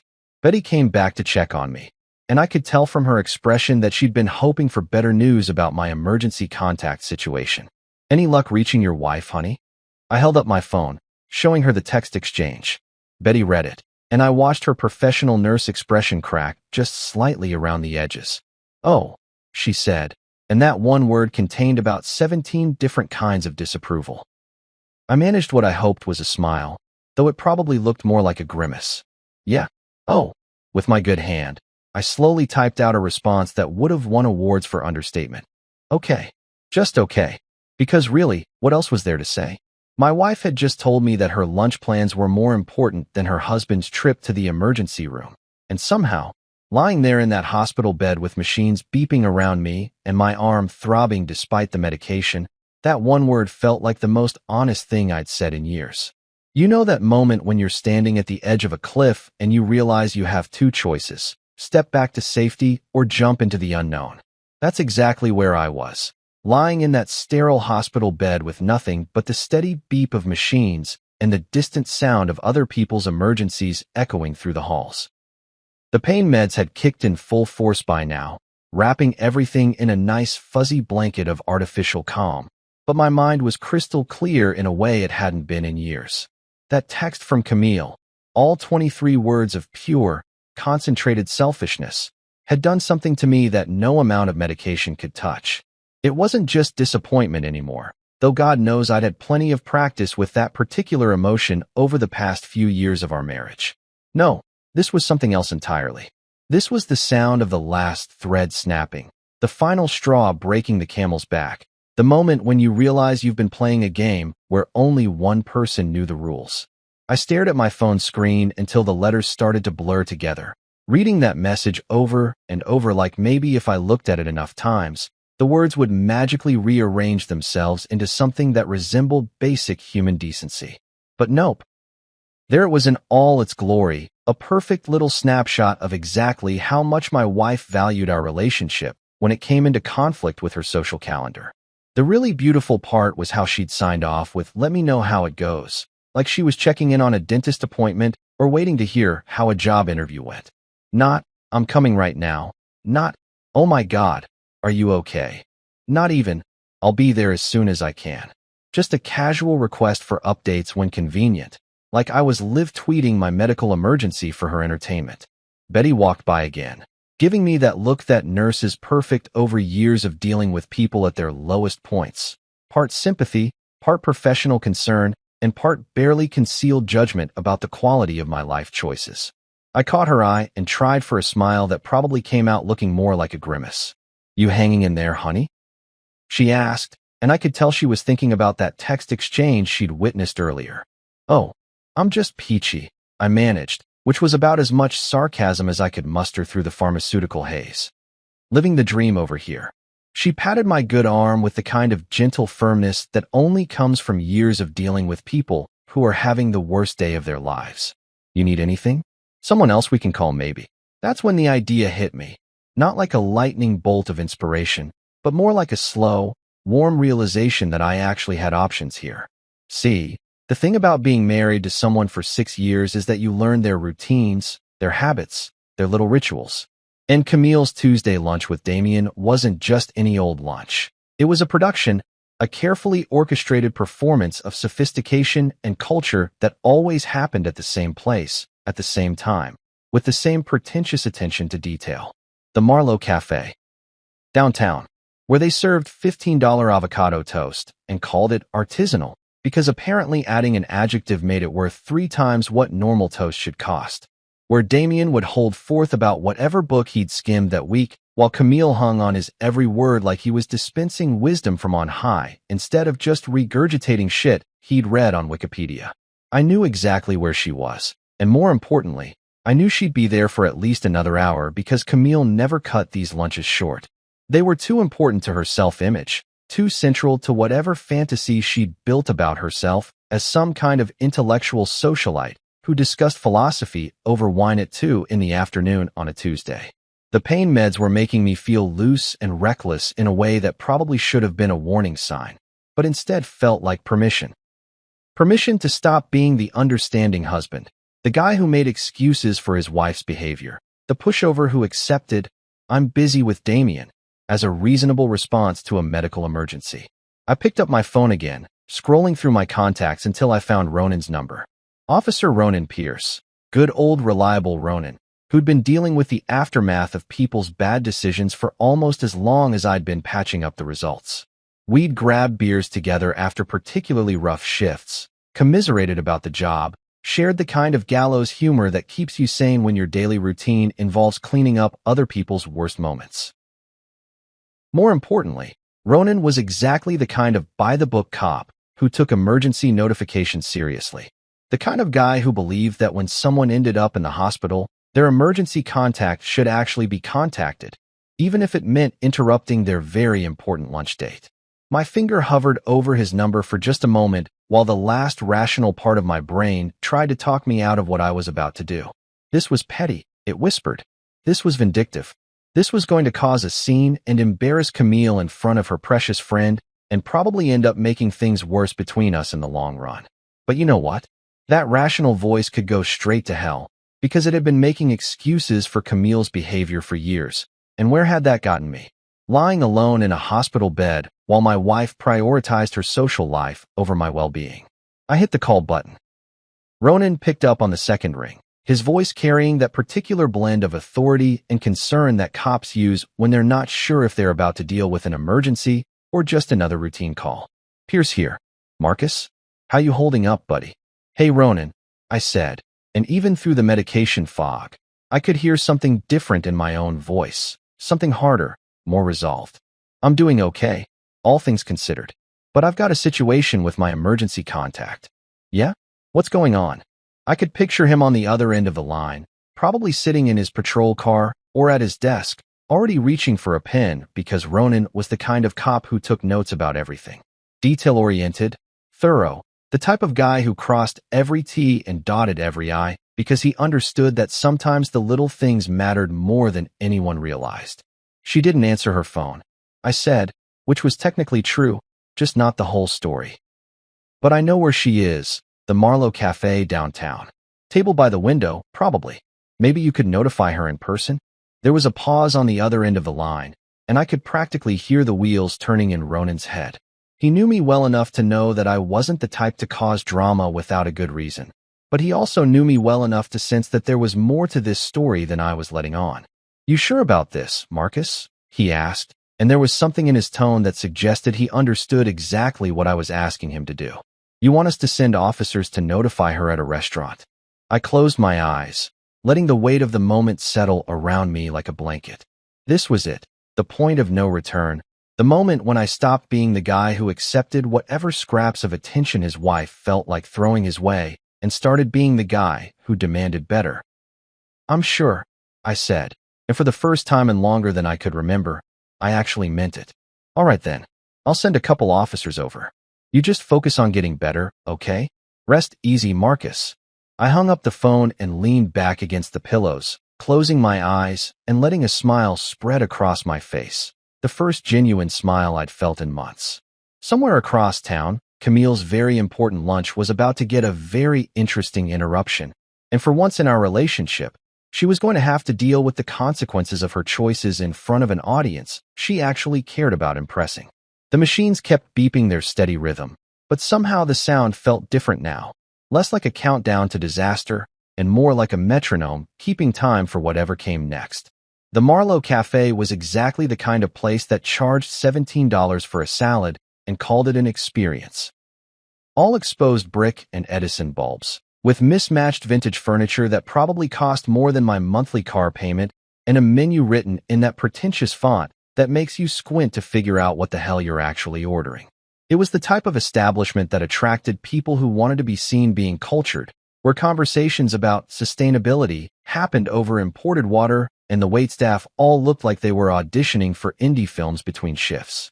Camille and Damien had claimed their usual spot by the floor-to-ceiling windows that faced the street, prime real estate for people watching and, more importantly, for being watched. She was wearing that cream-colored blouse she'd spent way too much money on, the one that made her feel sophisticated and worldly, paired with the gold jewelry that caught the afternoon light just right. Damien was in his standard uniform of artfully distressed jeans and a button-down that probably cost more than most people's weekly grocery budget, his perfectly tousled hair looking like he'd just rolled out of bed if beds came with personal stylists. They looked like a spread from some lifestyle magazine. Two beautiful people having a beautiful conversation in a beautiful space, completely insulated from the harsh realities of the world outside their bubble of privilege and pretension. Camille was laughing at something Damien had said, that musical laugh she used when she wanted to seem charmed and delighted, while he gestured with his wine glass like he was conducting an orchestra of his own brilliance. The other diners were the usual crowd you'd expect at a place like this. Young professionals trying to impress clients, stay-at-home moms treating themselves to an expensive lunch away from the kids, and a few genuine food enthusiasts who didn't mind paying premium prices for what was admittedly pretty decent cuisine. Everyone was absorbed in their own little worlds of conversation and carefully curated experiences, the kind of people who photographed their food before eating it and posted reviews on Yelp that used words like elevated and transcendent. That's when the atmosphere shifted. The front door opened with the little electronic chime that announced new arrivals. But instead of another pair of well-dressed diners or a nervous couple on a first date, two police officers walked in. Not detectives in suits trying to blend in, but full uniform, badge and gun wearing, official business police officers who looked like they meant business and weren't particularly interested in the artisanal bread service. The effect was immediate and dramatic. Conversations didn't just pause, they died mid-sentence, leaving behind the kind of silence that only happens when something completely unexpected crashes into a carefully controlled environment. Forks stopped halfway to mouths. Wine glasses froze in mid-sip, and every head in the place turned toward the door like they were watching a tennis match where the ball had just exploded. Officer Janet Mills led the way, a tall, no-nonsense woman with about 15 years of experience dealing with people on what were usually the worst days of their lives. Her partner, Officer David Chun, followed close behind, both of them scanning the room with the practiced efficiency of cops who knew how to spot what they were looking for in a crowd. Their boots made solid, authoritative sounds against the polished concrete floor, a rhythmic counterpoint to the sudden hush that had fallen over the entire restaurant. They approached Camille's table with the kind of purposeful stride that left no doubt about their destination. Every eye in the place was following their progress, and I could practically feel the collective intake of breath as the other diners realized they were about to witness some kind of drama unfold in real time. Officer Mills stopped directly beside Camille's chair, her presence commanding and impossible to ignore. Damien's fork was still suspended in midair, a piece of arugula dangling from it like a green flag of surrender, while Camille looked up with the kind of confused expression people get when their perfectly ordered world suddenly develops an unexpected crack. "Ma'am," Officer Mills said, her voice carrying clearly across the now silent restaurant. "Are you Camille Lane?" The question hung in the air like smoke, and I could imagine Camille's mind racing to process what was happening. Her name, spoken by a police officer, in front of all these people, in the middle of her very important lunch with her very important friend. The color started draining from her face as the implications began to sink in. "Yes," she managed, her voice smaller than usual, lacking the confident tone she used when discussing art installations or the deeper meaning of whatever pretentious novel Damien had recommended that week. What's wrong?" Officer Mills consulted her notepad with the kind of professional detachment that comes from delivering bad news, so often it becomes routine. "Your husband, Marcus Lane, was involved in a major vehicle accident earlier this afternoon." He was transported by ambulance to St. Jude's Hospital with significant injuries. We've been trying to contact you for over 2 hours. He listed you as his emergency contact. The words hit the restaurant like a physical force. I could imagine the collective gasp from the other diners, the way conversations at nearby tables would resume in urgent whispers, the way people would lean forward slightly to make sure they didn't miss any of this unexpected entertainment.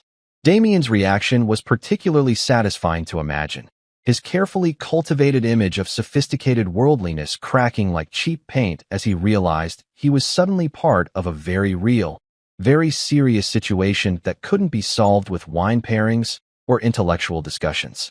His fork finally completed its journey to the table, forgotten as he stared at the officers with the expression of someone who just realized the world contained problems that trust funds couldn't fix.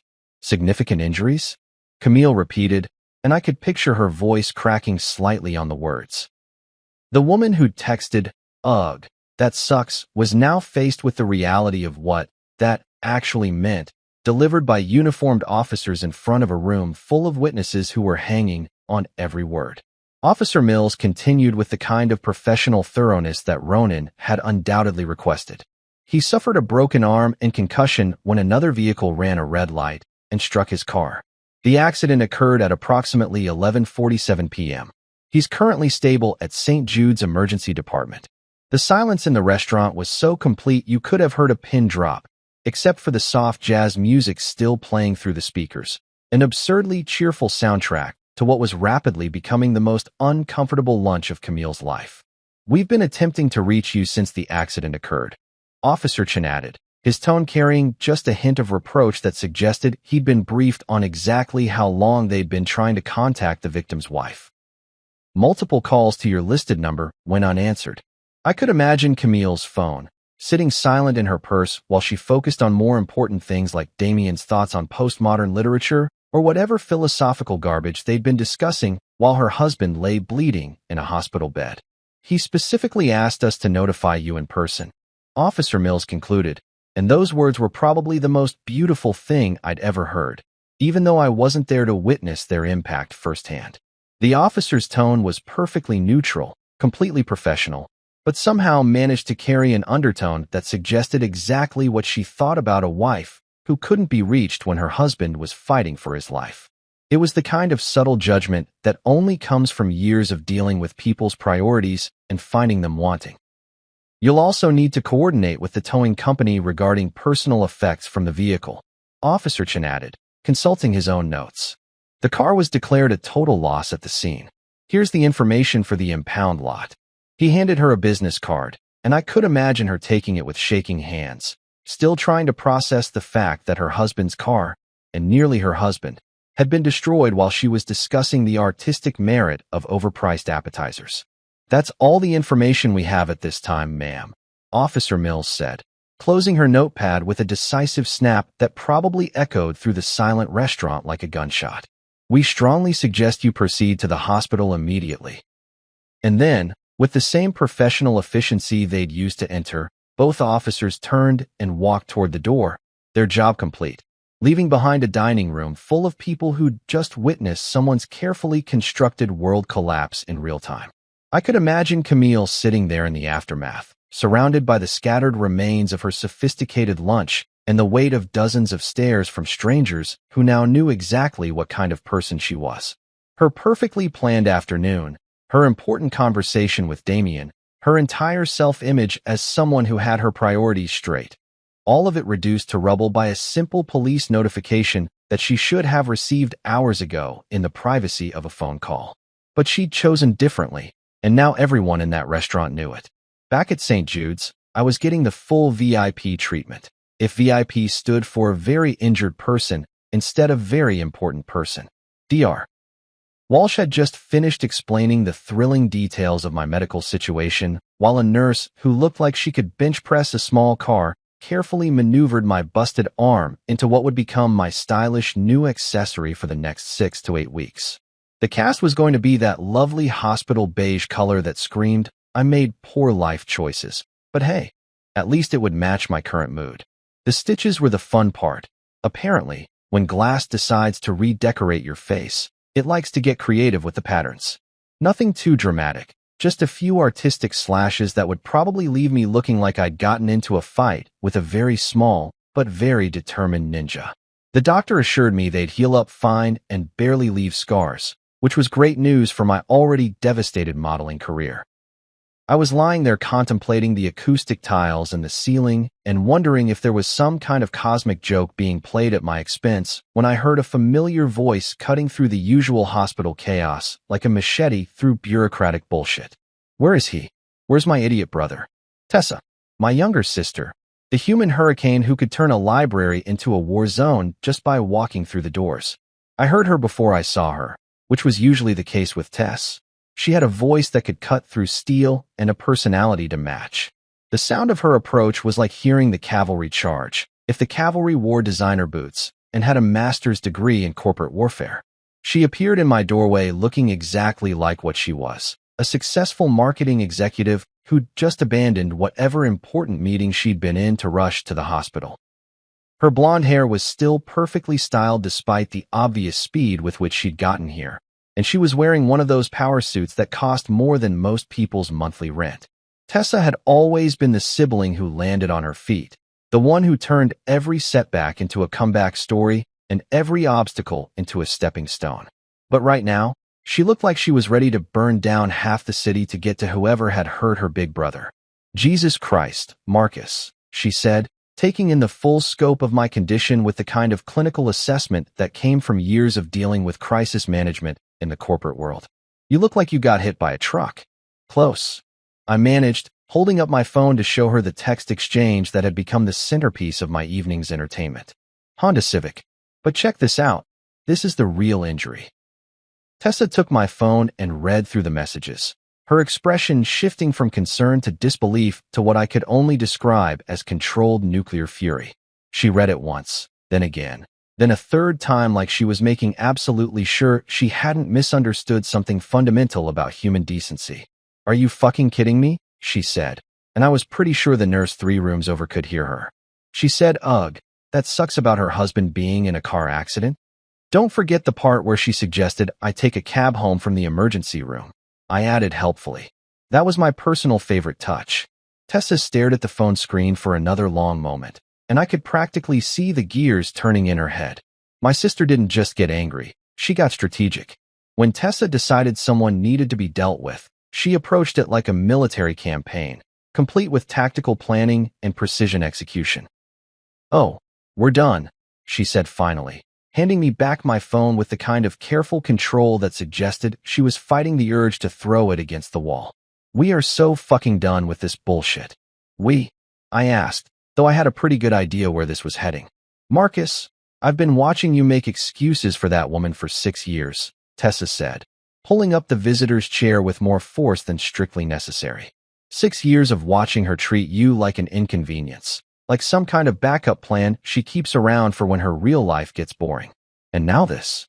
She gestured at my cast, my stitched-up face, the general disaster that had become my evening. Your husband is lying in a hospital bed, and her biggest concern is that it might interrupt her lunch date with Captain Trust Fund? No, absolutely not. This ends tonight. The thing about Tessa was that when she made a decision, it wasn't really a suggestion or a proposal. It was more like a natural law that the universe just had to adjust to accommodate. She'd been that way since we were kids, the little sister who somehow ended up being the one calling the shots by sheer force of will and an absolute refusal to accept anything less than what she considered acceptable. I'll take you home, she continued, already pulling out her own phone and scrolling through her contacts like a general reviewing her available troops. But first, we're going to deal with Camille. Permanently. Tess, I started, but she held up a hand that could have stopped traffic. No, she said firmly. No more, but she's my wife, or, but I love her, or any of that bullshit. She just showed you exactly who she is and exactly how much you matter to her.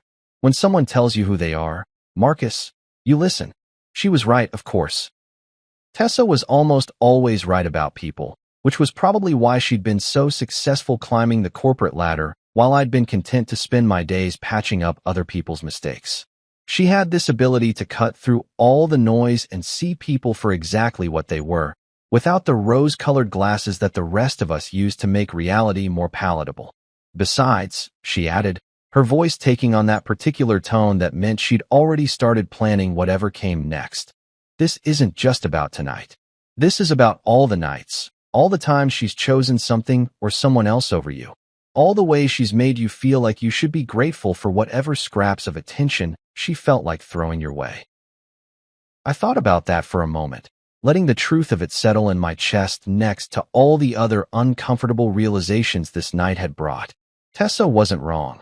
This wasn't an isolated incident. It was just the most obvious example of a pattern that had been going on for years. All those times Camille had been too busy, too tired, too focused on her own priorities to make space for mine. All those moments when I told myself that this was just how marriage worked, that compromise meant accepting less than what you actually needed. So what are you suggesting? I asked, though I suspected I already knew the answer. Tessa's smile was the kind that had probably sent shivers down the spines of countless corporate executives who'd underestimated her over the years. It was the smile of someone who'd just figured out how to solve a problem that everyone else thought was unsolvable. I'm suggesting we clean house, she said, scrolling through her phone with the focused intensity of someone who was already 3 steps ahead of the conversation. I'm suggesting we make sure that when Princess Camille finally decides to grace us with her presence, she finds out exactly what happens when you choose a lunch date over your husband's life. The machines kept beeping their steady rhythm around us, but somehow the sound felt different now, less like medical equipment monitoring a patient and more like a countdown timer marking the end of something that had been broken for longer than I'd been willing to admit. We're going to clear her out of your life, Tessa said with the kind of finality that suggested the decision had already been made and the rest was just logistics. Completely. Permanently. And we're going to do it right. And looking at my sister's face, seeing the determination there that I'd watched her use to bulldoze through every obstacle life had thrown her way, I realized that for the first time in years, I actually believed that things were about to change. The beautiful thing about pain medication is that it doesn't just dull physical pain.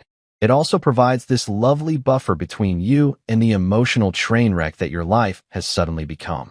So when my phone started buzzing like an angry wasp trapped in a jar, I was able to watch the incoming messages from Camille with the kind of detached fascination usually reserved for nature documentaries about predators in their natural habitat. The first text came through while Tessa was still in full battle planning mode, scrolling through her contacts and muttering things that would have made a sailor blush.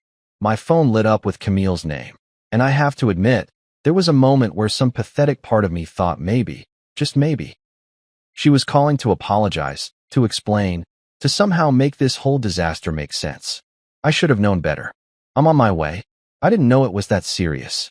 That was message number 1, and already I could feel my blood pressure rising despite the pharmaceutical cocktail keeping me artificially calm. She didn't know it was that serious? I'd literally told her I was in the emergency room with a broken arm. What part of emergency room and broken arm suggested a minor inconvenience that could wait until after dessert and coffee? But wait, there was more. Because apparently, when Camille was on a roll, she really committed to the performance. Why didn't you call more than once? And there it was, the classic deflection move that I'd seen her pull countless times over the years. Something goes wrong, and somehow it becomes someone else's fault. Never mind that she'd ignored 3 calls from the hospital while her husband was being cut out of a mangled car. Never mind that any normal human being would have answered their phone when the hospital kept calling. No, the real problem was that I hadn't tried hard enough to reach her. Tessa looked up from her phone when she heard me make that particular sound that's somewhere between a laugh and a growl. What now? She asked, though her expression suggested she already knew this wasn't going to be good news. I showed her the messages, watching her face cycle through the same progression of emotions I'd just experienced: confusion, disbelief, and finally, the kind of cold fury that made me glad we were related instead of enemies. Oh, this bitch has some serious balls, Tessa said, and I was pretty sure the elderly patient in the next bed could hear her through the thin walls.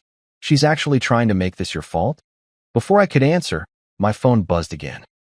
Message number 3 in what was rapidly becoming a masterclass in how not to respond when your spouse nearly dies in a car accident. Did you seriously send cops to embarrass me? That was cruel, Marcus. I stared at that message for a long moment, feeling something shift inside my chest that had nothing to do with the accident and everything to do with the slow, dawning realization that I was married to someone who was genuinely, spectacularly selfish. Not just inconsiderate or thoughtless, actually, fundamentally incapable of seeing beyond her own immediate needs and wants. She was embarrassed. Her husband was lying in a hospital bed, and her primary concern was that she'd been embarrassed in front of her trust fund boyfriend and a restaurant full of strangers who now knew exactly what kind of person she was. The fact that those cops had been sent because she'd ignored multiple calls from the hospital while her husband fought for his life? Totally irrelevant. The real victim here was Camille and her wounded pride. Let me guess, Tessa said, reading over my shoulder. She's mad that you made her look bad? Gets better, I said, because apparently my phone wasn't done delivering this evening's entertainment. Message number 4 arrived like the grand finale of a fireworks show. If fireworks shows were designed to demonstrate the absolute worst of human nature. This is your fault. 3 words. 3 simple, beautiful words that somehow managed to encapsulate everything wrong with my marriage and everything I'd been too stupid or too stubborn to see for the past 6 years. All of this, was my fault.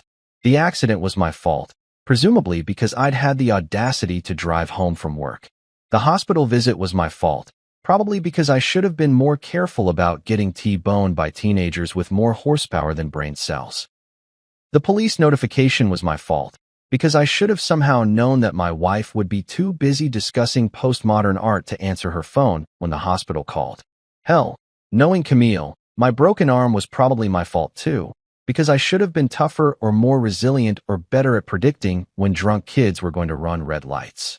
Tessa read that last message and went very, very quiet. In my experience, when my sister went quiet, it usually meant someone was about to have a very bad day, and that someone was typically whoever had been stupid enough to piss her off. Marcus, she said, her voice carrying the kind of deadly calm that corporate executives probably heard right before they got fired. I need you to listen to me very carefully. Are you listening? I'm listening, I said, though honestly, the pain meds were making everything feel like it was happening underwater. I want you to block her number. Right now. Before she sends any more of this toxic bullshit your way. I looked down at my phone, at the string of messages that read like a textbook example of emotional manipulation and victim blaming. Part of me, the part that had been making excuses for Camille's behavior for years, wanted to argue. Wanted to say that she was probably just panicked, that people said stupid things when they were scared, that maybe if I just gave her a chance to explain, this would all make sense somehow. But the rest of me, the part that was finally starting to wake up after years of sleepwalking through my own life, knew better. This wasn't panic. This wasn't fear. This was Camille showing me exactly who she was when the chips were down, when something actually mattered, when she had to choose between her own convenience and her husband's well-being. And she'd chosen convenience. She'd chosen Damien and his philosophical bullshit and her precious lunch over the man she'd promised to love and honor and all that other stuff that apparently only applied when it was convenient for her social calendar. You know what? I said, scrolling through my phone's settings with my good hand. You're absolutely right. I found her contact information and hit the magic button that would send any future communications from my loving wife straight into the digital void where they belonged. Block contact. Are you sure? Yes, I was sure. More sure than I'd been about anything in a very long time. The screen confirmed the action with a little notification that somehow felt more satisfying than any of the pain medication they'd been pumping into my system. Camille Lane, contact blocked. 3 beautiful words that felt like the first honest thing that had happened all day. There, I said, showing Tessa the screen. Done. She smiled. Not the corporate shark smile from earlier, but something warmer, prouder. Good. Now, what do you say we make sure she gets the message loud and clear? I looked at my sister, this force of nature who'd dropped everything to rush to my side when I needed her, who'd seen through Camille's bullshit years before I'd been ready to admit it existed, who was now ready to go to war on my behalf without asking for anything in return. What did you have in mind? I asked. Tessa's smile widened, and I realized that blocking Camille's number was just the opening move in whatever game my sister was about to play. And judging by the look in her eyes, it was going to be a game that Camille was completely unprepared for. Oh, Marcus, she said, already dialing someone on her own phone. You're going to love this. We're going to clean house, and we're going to do it right. The thing about Tessa is that when she decides to solve a problem, she doesn't just solve it. She completely annihilates it from existence and then builds something better in its place. Watching her work was like watching a master craftsman. If master craftsmen specialized in the complete and total dismantling of toxic relationships with military precision and a smile that could cut glass. She'd already been on her phone for 20 minutes, making calls with the efficiency of someone who'd spent years managing corporate crises and hostile takeovers. Each conversation was brief, professional, and absolutely devastating in its implications for anyone who might be on the receiving end of Tessa's particular brand of problem-solving. Morgan Movers, she said, covering the phone and grinning at me like a cat who'd just figured out how to open the canary cage. They specialize in what they call relationship transition services. Basically, they're the Navy SEALs of breakup logistics. I had to admire the entrepreneurial spirit of whoever had figured out there was money to be made in helping people extract themselves from bad relationships. It was like divorce court, but with better customer service and probably fewer lawyers involved. Though knowing Tessa, she'd probably already thought of that angle too. Hi, this is Tessa Lane calling for my brother Marcus, she said into the phone, her voice taking on that particular tone she used when she was about to charm someone into doing exactly what she wanted. We need a complete pack-out and removal service for tomorrow morning. One-bedroom apartment, downtown.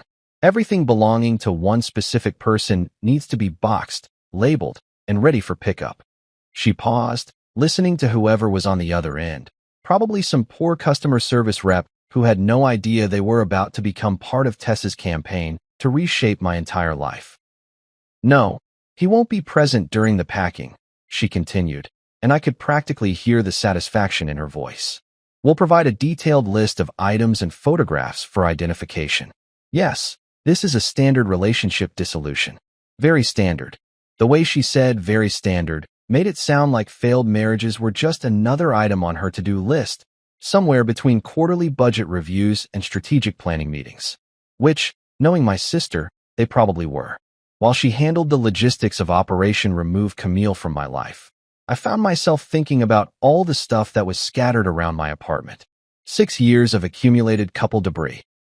Her expensive skincare products taking up half the bathroom counter. Her collection of scented candles that apparently served some mysterious purpose beyond making the place smell like a Yankee Candle store had exploded. And that god-awful modern art piece she'd insisted on hanging in the living room that looked like someone had sneezed paint onto a canvas and called it evocative. The clothes alone would probably take hours to sort through. Camille had this thing about designer labels and investment pieces that cost more than my monthly salary. Her closet looked like a boutique that catered exclusively to people who thought spending $300 on a t-shirt was a reasonable life choice. Not that I was bitter or anything. Excellent, Tessa was saying, apparently having worked out whatever details needed working out. We'll need everything boxed, labeled, and staged in the living room by noon tomorrow. Clean, professional, no damage to any items. This is about boundaries, not revenge. She hung up and immediately started dialing another number, because apparently we were just getting started with the wholesale reorganization of my personal life. Loctite Locksmiths, she announced, giving me a thumbs up like she'd just scored the winning goal in whatever game we were playing. Can't have Princess Camille letting herself back in whenever she feels like it. The locksmith conversation was even shorter than the moving company call, probably because changing locks was significantly less complicated than coordinating the complete removal of someone's entire existence from an apartment. Though in Tessa's hands, both seemed to be getting handled with the same ruthless efficiency. Tomorrow at 8 a.m., she said after hanging up. New locks, new keys, and a security system upgrade, because why not go all the way, right? I had to laugh at that, despite everything. My sister didn't just solve problems. She oversolved them, adding features and benefits that you didn't even know you needed until she pointed them out. It was probably why she'd been so successful in the corporate world, where the ability to anticipate problems 3 steps ahead was worth its weight in quarterly bonuses. Now comes the fun part, she said, cracking her knuckles like a pianist preparing for a complicated concerto. The official notification. She opened her laptop, because of course Tessa traveled with a laptop, Probably had a full mobile office setup in whatever ridiculously expensive car she'd driven over here, and started typing with the kind of focused intensity that usually preceded corporate bloodbaths. "What are you writing?" I asked, though I suspected I already knew this wasn't going to be your typical "it's not you, it's me" breakup email. "A masterpiece," she said without looking up from the screen. "Professional, clear, legally sound, and absolutely devastating in its politeness."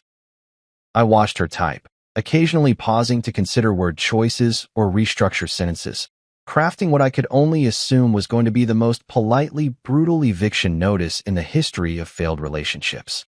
Every few seconds, she'd smile to herself, apparently pleased with whatever literary devastation she was creating.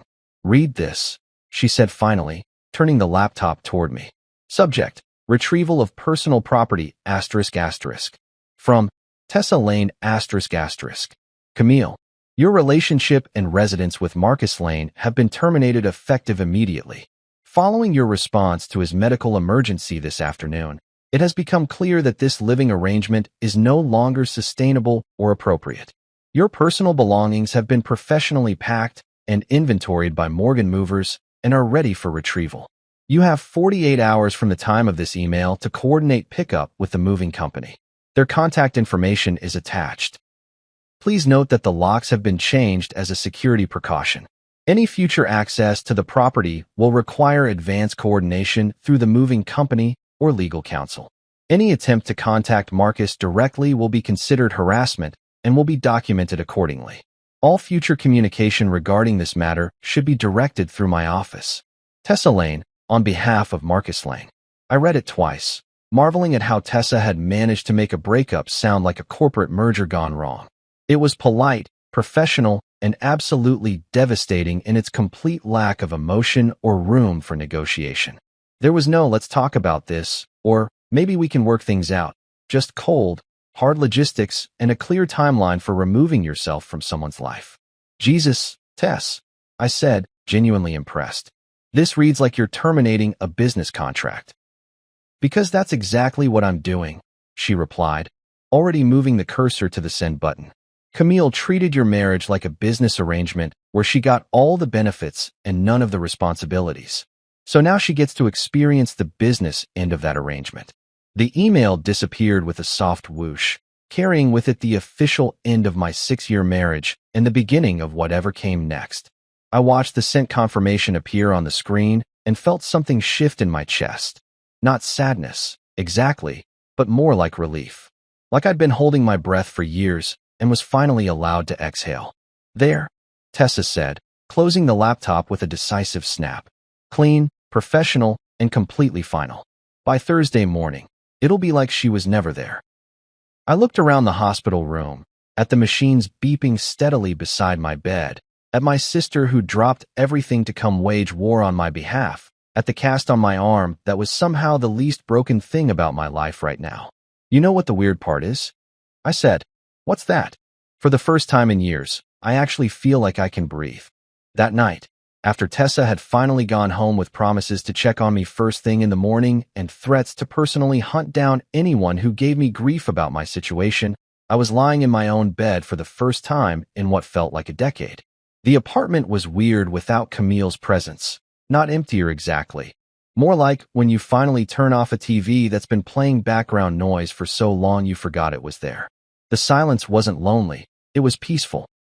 The pain meds were wearing off enough that I could think clearly, but not so much that my arm felt like it was trying to secede from the rest of my body. I was scrolling through Netflix with my good hand, looking for something mindless to fall asleep to, when my phone buzzed with a notification that made me do a double take. Instagram message request. From Damian Price. I stared at the notification for a solid 30 seconds, trying to process what possible reason Captain Trust Fund could have for sliding into my DMs. This was the same guy who'd been having his very important lunch with my wife while I was bleeding in a hospital bed. The same guy who probably thought emergency contact was something you called when you ran out of champagne at a dinner party. Curiosity won out over common sense, a pattern that had gotten me into trouble before, but never quite like this. I opened the message, not sure if I was about to read an apology, a confession, or just more evidence that the entire universe had lost its collective mind. Hey man, I didn't know about your accident. When the cops came, I was shocked. I asked Camille why she hadn't left earlier.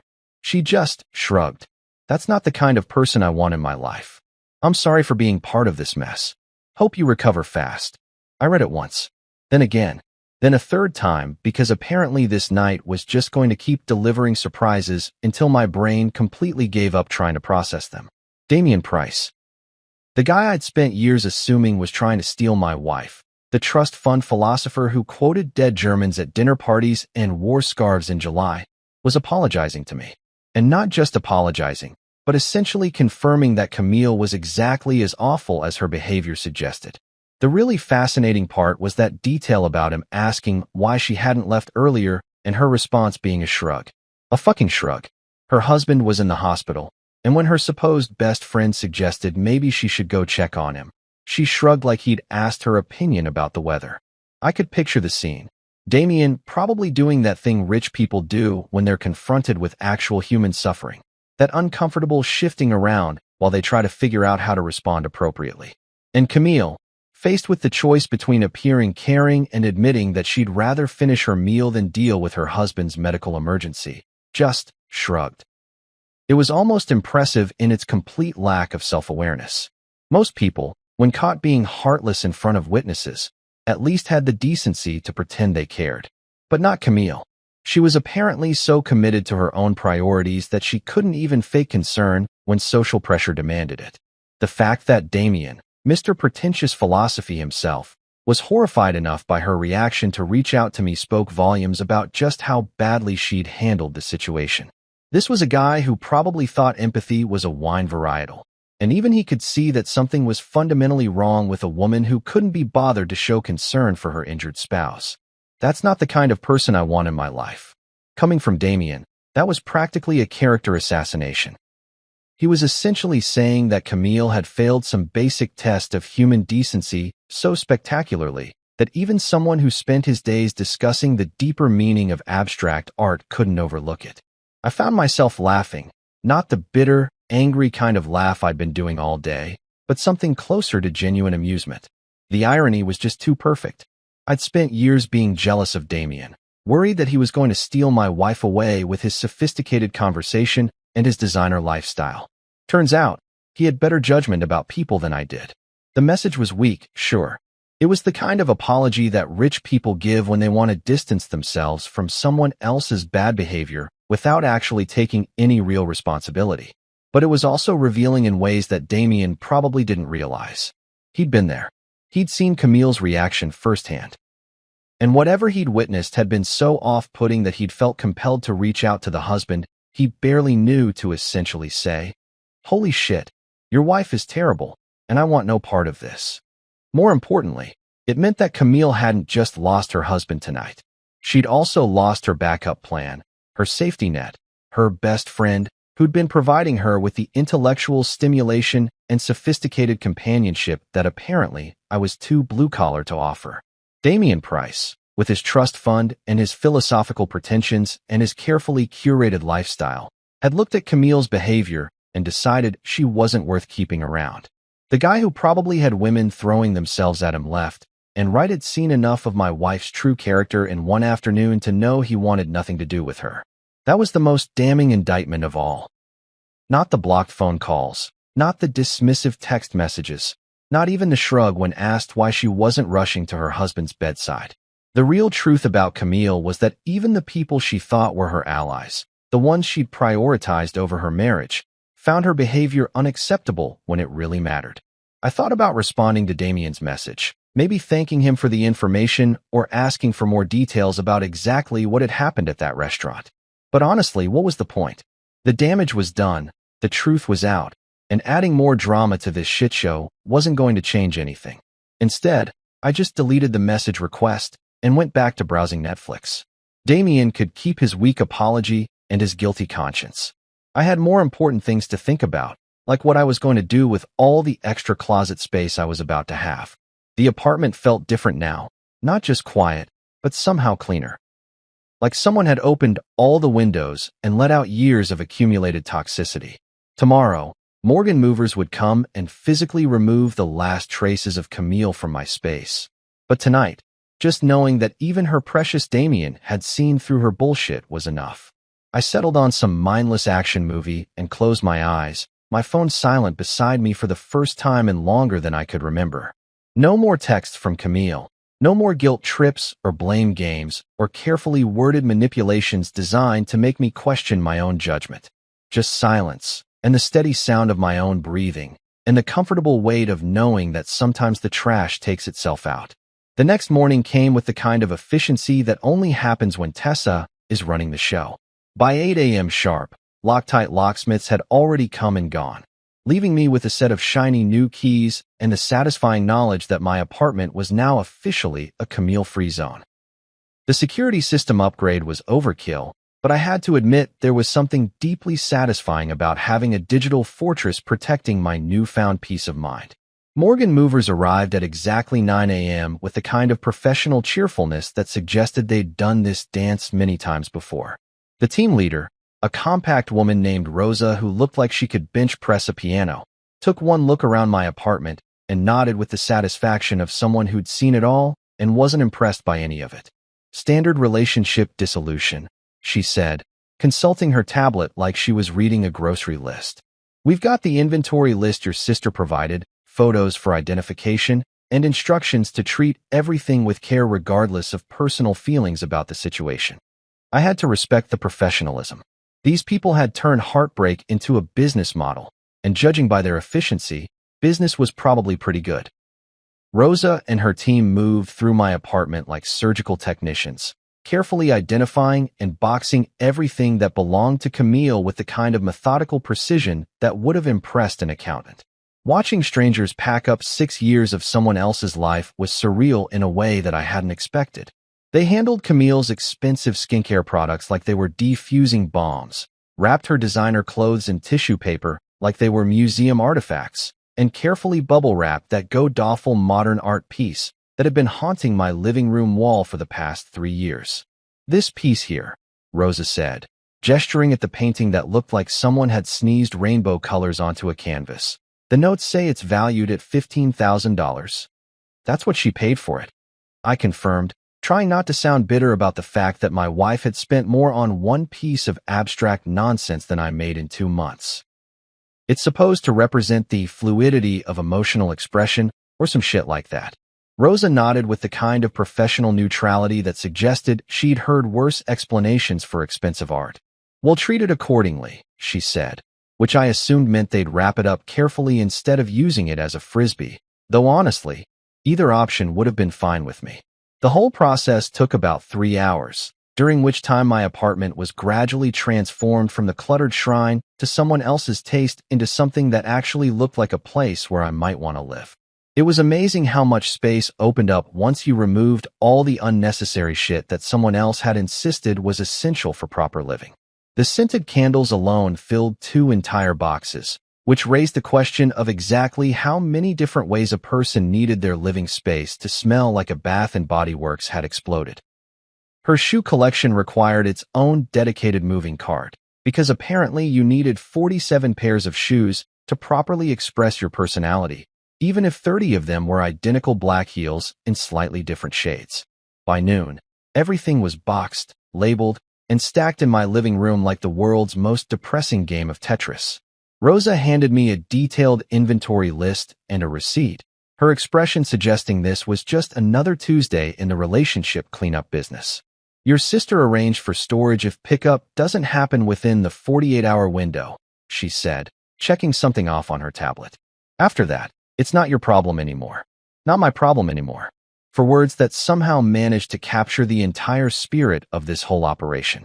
For 6 years, Camille's problems had been my problems. Her priorities had dictated my schedule, her moods had determined the atmosphere of my home. And now, with the stroke of a pen and the efficiency of professional movers, none of that was my problem anymore. I was admiring the newly spacious living room when the buzzer rang at exactly 2:17 p.m. The security camera showed a sleek black Mercedes parked outside, the kind of car that screamed, "I have money and I want everyone to know it." Camille's father's car. Mr. Howard Blythe stepped out of the driver's seat looking like he'd rather be anywhere else in the world. Howard was old-school corporate elite, the kind of guy who wore three-piece suits to barbecues and thought casual Friday meant removing his cufflinks.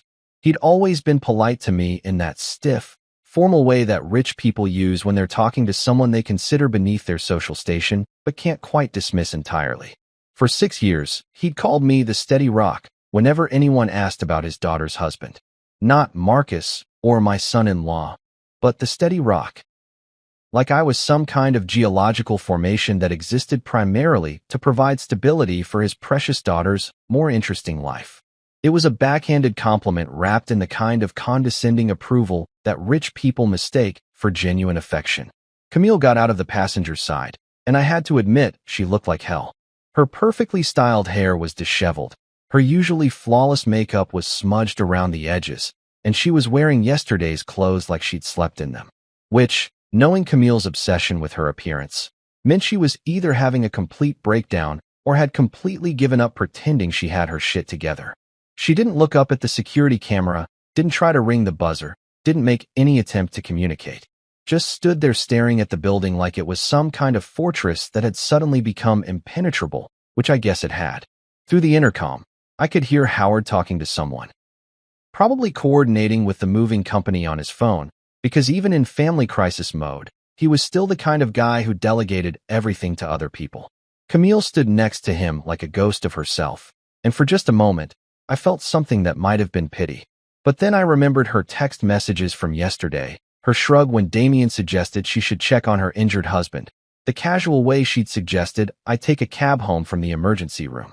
The pity evaporated pretty quickly after that. The movers worked with the same professional efficiency they'd shown earlier, loading box after box into the Mercedes with the kind of careful attention that suggested Howard was paying them well to make this as painless as possible.